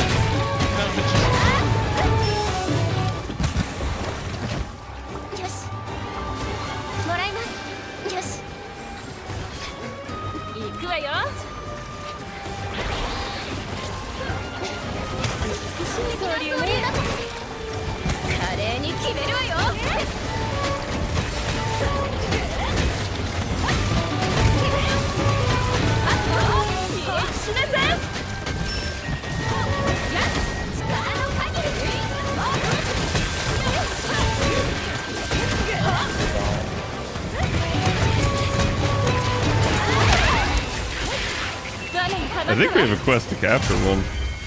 Yep, we did.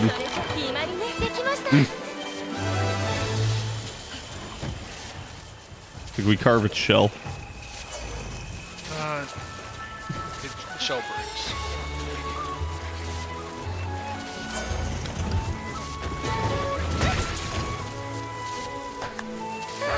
As a kid, I couldn't even tell which one is a daimyo and which one's a shogun.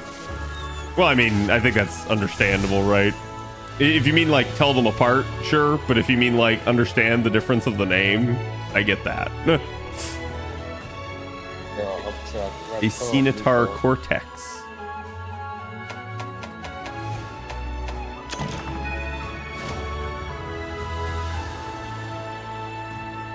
I will say, I do like how fast the hunts are in this one. And that's why it's like, oh man, I'm just already on master rank. Is a lot of it is like, hunting in this game just goes so fast.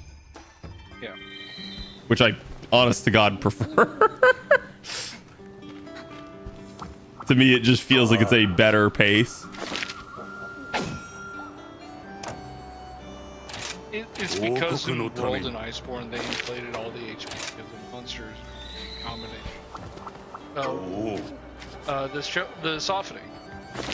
Yeah. Well, it's weird because, like, to me, this one's better because depending on your weapon, like, the wire bugs just let you, like, stick like glue to the enemy. You guys saw how I was when so I started out basically with longsword and I didn't like it. And then I quickly switched back to hammer. And the second I picked hammer up, I, like, spent like 5 minutes in the training grounds just trying to tell what the differences were. And then I was just flying around like a chicken with my head cut off. Like, and it works. It's great. I love it. One of the major complaints of Rise is that people found it too easy because the wire bug moves were one incredibly strong, and wired fall, being able to Spider-Man out of a knockback is so incredibly powerful safety-wise. I mean, it is, but there's also, like, man, some of these monsters, like, yeet you, like literally, like, launch you high into the air. So it's like if you didn't have the wire bug, you would just be like, all right, cool, I'm just gonna do nothing for the next, like, 5 seconds.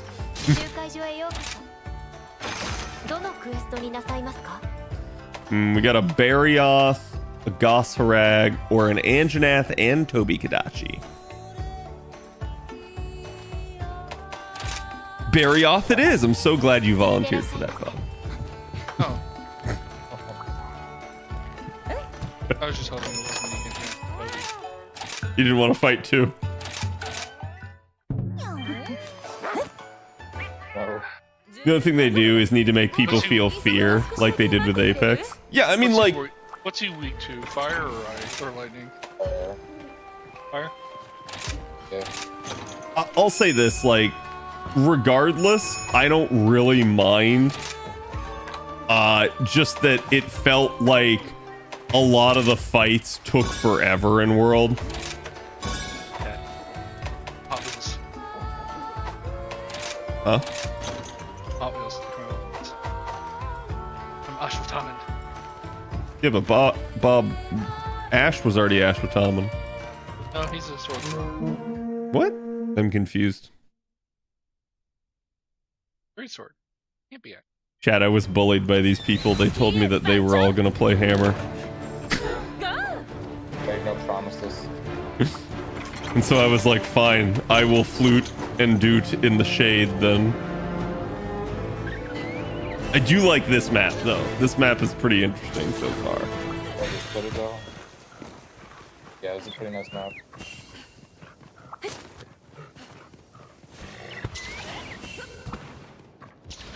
I don't know what I'm doing. Don't follow me. I'm lost. I don't know where I'm going. I haven't explored this map yet. Go straight and then Don't worry, I don't know where I'm take a going ride. either. A great lily place.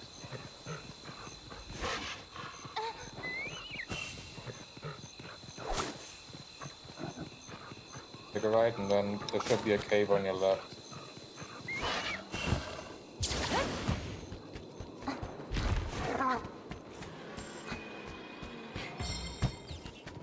I look a berry.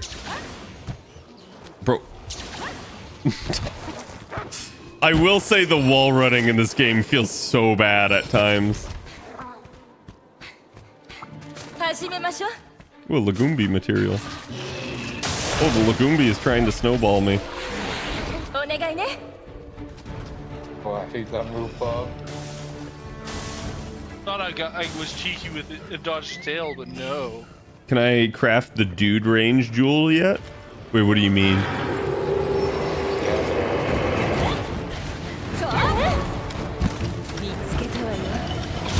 Yeah, I have the jewel that helps me with Das Flute and Dootin. Oh, Barioth, you and your bullshit, yeah.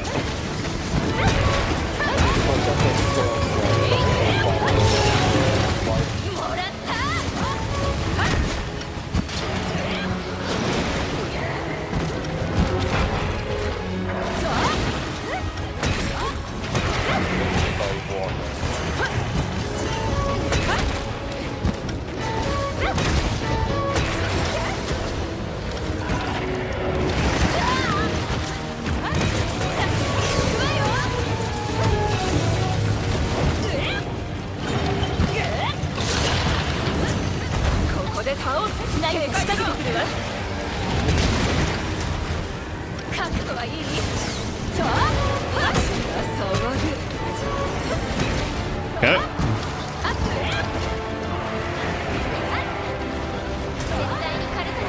Ah, yes, monster battle.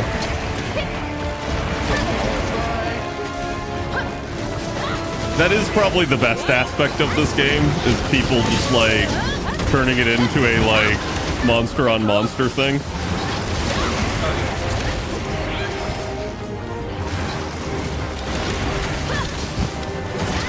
Can't see its face. Where's its face? Me in here. Let me jiggle in your face. There you go.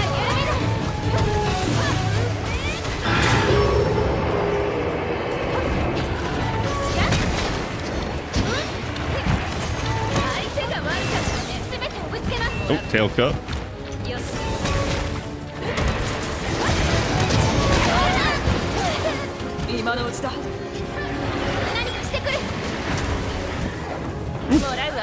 Pile of food.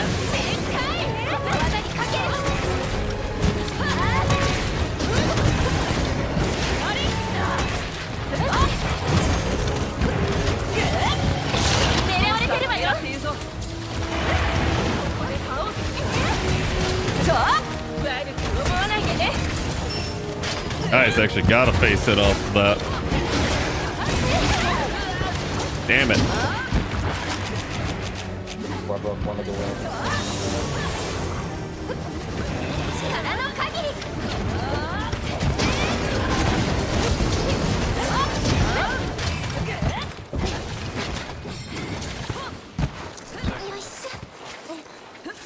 Ooh, a lily.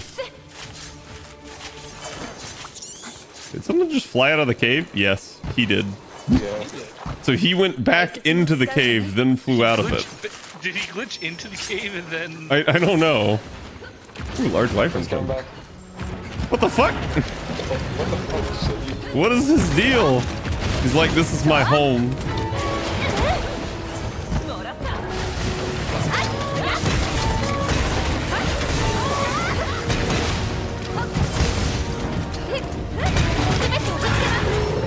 Stop interrupting my songs with your roars, you piece of shit.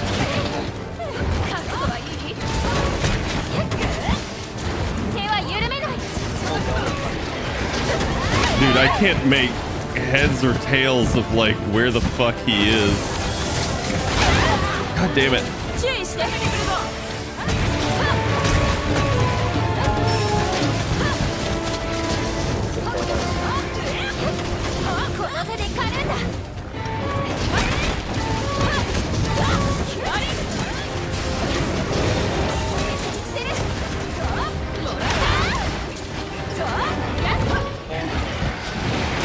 What? Bro! See, that is what keeps happening to me in some of these hunts, is like, I don't get hit.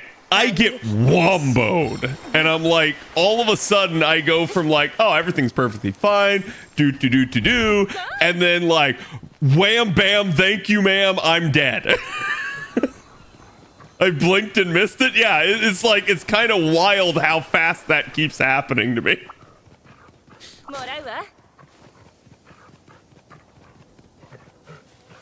It's like, maybe I just got to get good and dodge, but like, I saw him charge past me, then I look left, and somehow he's already there, and I see him turn, and I'm like, oh no, here comes the tail whip, and I'm just dead. Like,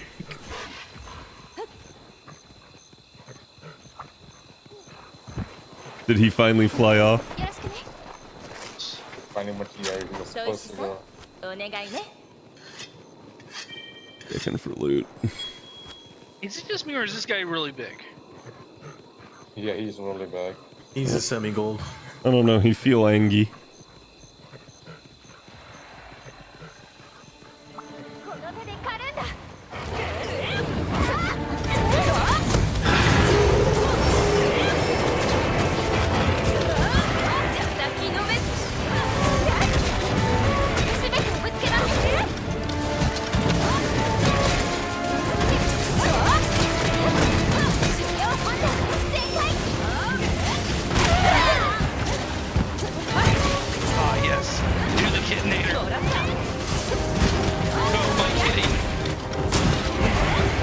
I feel like that missed, but sure.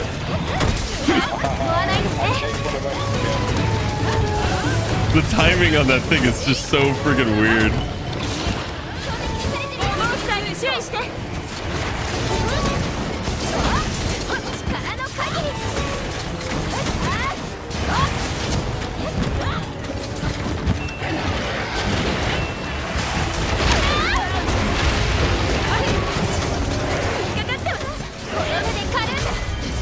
Oh, what? Okay. Okay. We managed to get him to 10% while he was trapped.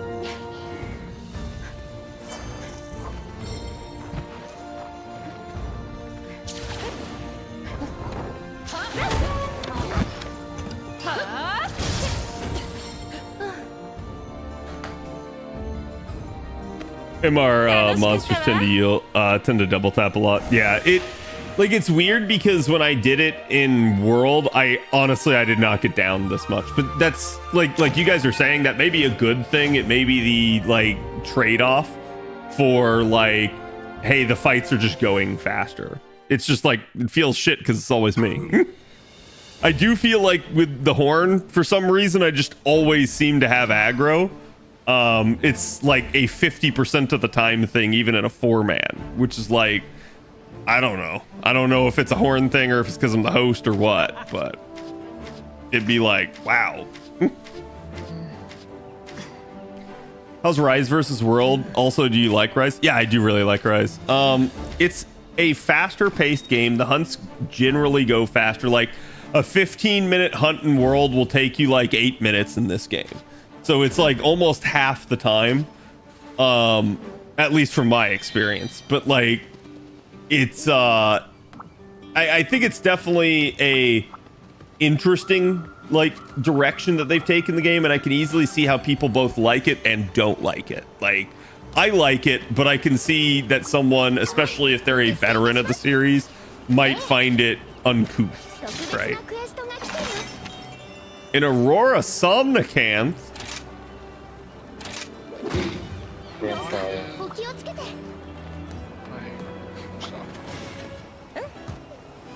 Yeah, what weapon should I build though?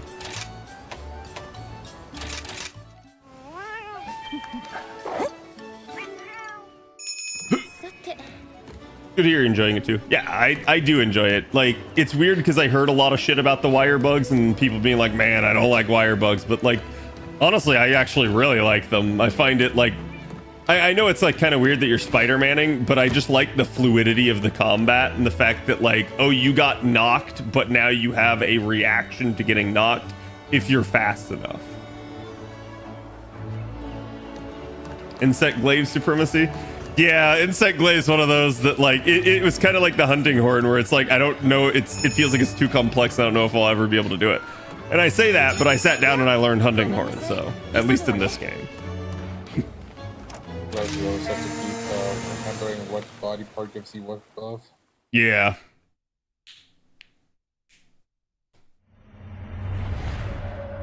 Familiarity is the key, I must say. Yeah, and it feels the way with like everything in Monster Hunter is like, you know, again, when I first started playing World, people were like, Cad, why the hell don't you know this? And I'm like, I've never played Monster Hunter before. Like, what do you mean I'm supposed to attack the head or cut the tail? What do you mean this is the weak point? How am I supposed to know that? Well, that's the way it is in all the Monster Hunters. It's like, well, I've never played any of them. Yep, that's the hard part of it. Yeah. It feels like there's an extremely steep learning curve to the Monster Hunter series, and it's not really helped by in most of the cases in World, at least, pretty shitty tutorials. But it's all there. You really do have to go read.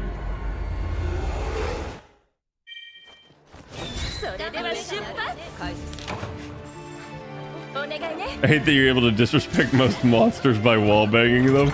Yeah, I get that. Like, I mean, how is that any different from World, though? No, that's basically what they're saying is both World and Rise.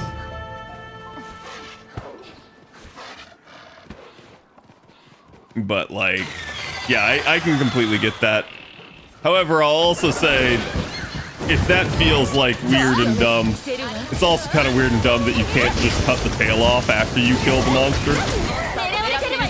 So it's like, there's always been some level of like jank and enforced crap, but I don't know. I think it's like, to me, it's kind of like the Final Fantasy series.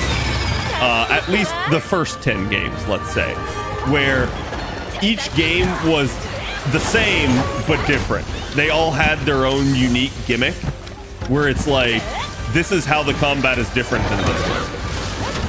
And in that regard, I think it's just okay as long as you keep an open mind with it. But yeah, there's always going to be some that are like your favorite and ones that you like prefer.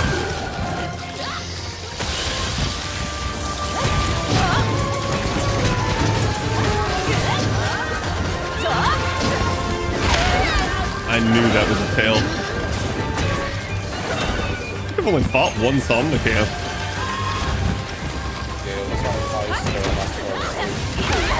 Oh, wow.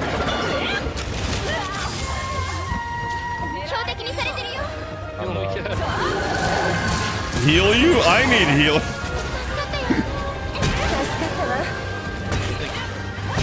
You're welcome. What's me? That is the unfortunate part, is my health recovery on this one is small. I actually kind of prefer the other horn that I was using, where it had Sonic Barrier, which gave us the super armor, and it had basically a hot. It had a heal over time. Oh, I see.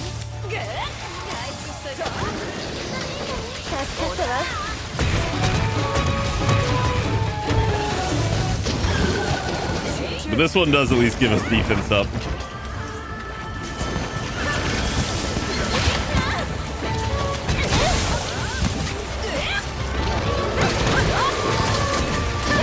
Well, that's an angry boy.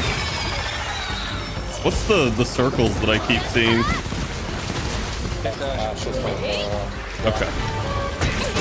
I just wasn't sure if it was friendly or angy. Yeah, I'm just gonna walk. Never mind.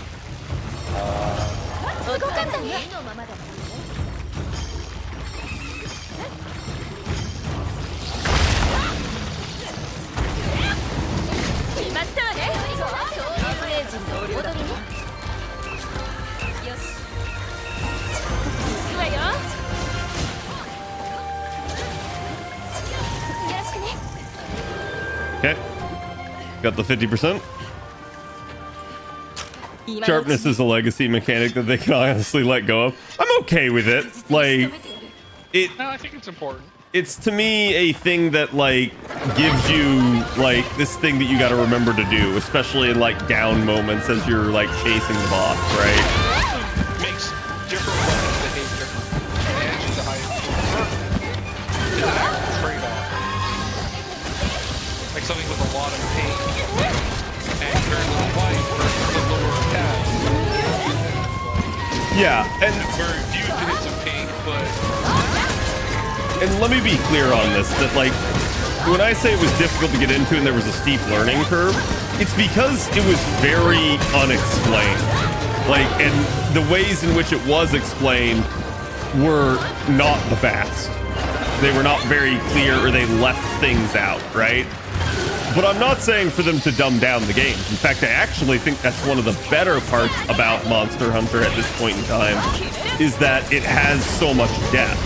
And I feel like if they dumbed the game down and they got rid of a lot of the mechanics, that it would just be very underwhelming and easy.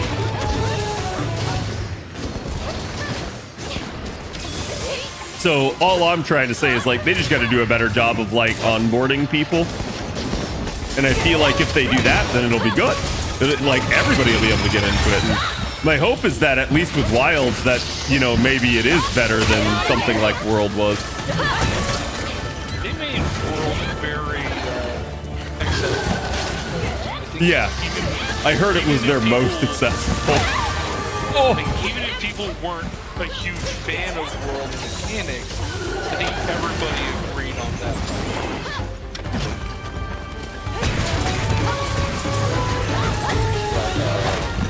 White stones on the enemy drop.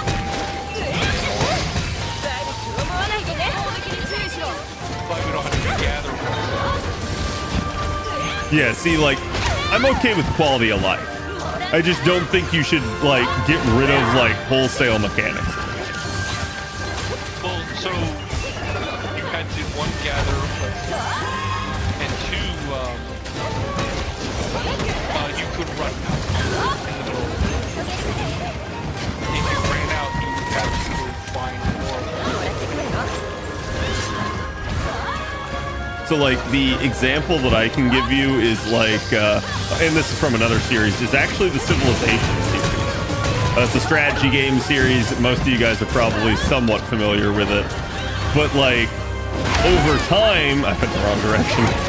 Over time, Civ has gotten easier, and more of it has gotten automated and dumbed down. And they actually give you less info. And if you're a, like, higher player in that game, you actually want the info. It actually, like, hurts you not to be able to see it sometimes. So that's an example to me where it's like they're giving you less because they don't want you to know it because they think it's too complex. But then they're also basically just straight up, like, giving you less to do in the game overall. And it's why, like, basically, I have always heard great things about 4. I've heard people basically say that it's the best one of the Civilization series. I played 5. I didn't like it at first, but then they started making it better, and I really liked it. I played 6, and I fucking hated it. I literally, like, just stopped playing 6 very quickly. I've heard now that 6 is better, but, like, the problem that I had with 6 is 6 was too dumbed down. It was too simplistic, too easy. And yet, at the same time, it really felt like, oh, well, the AI is still a cheating AI and all that stuff. So it was still difficult to play at a high level, but it was frustrating because you didn't have as many options to, like, manipulate the data or the game, if that makes any sense, right? So it's the same way in which, like, I really hope that they don't do something like that with the Monster Hunter series. I hope they keep its stuff complex and they just explain it, or maybe filter it and say, hey, here is like the info and you do with it what you will, and if you want to know more, it's here, right? Rather than you can't know more, you can't see more, we're not going to tell you about it.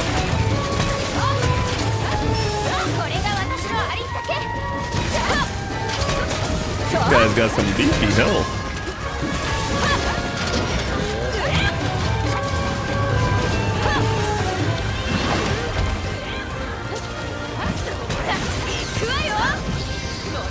I'm gonna get yeeted, aren't I? Oh, okay.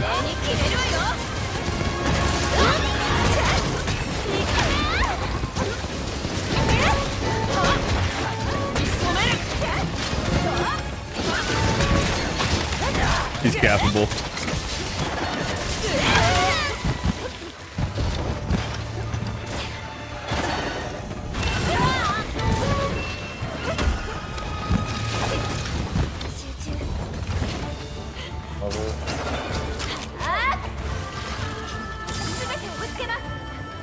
Do we have a trap? Yeah.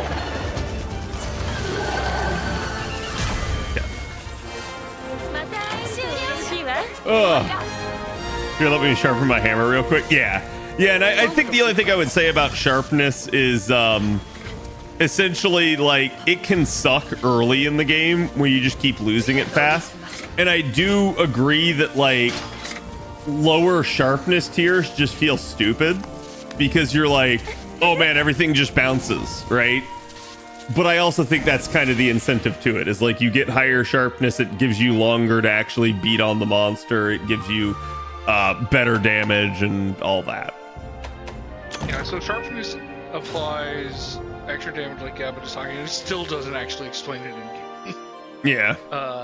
It's for both physical and elemental. But like it also adds a whole like there's a certain break point of the enemy has a really strong monster that you need higher sharpness in order to cut through it. So Yep. Anyways, chat, this is gonna end it for me tonight. Let me find somebody to love.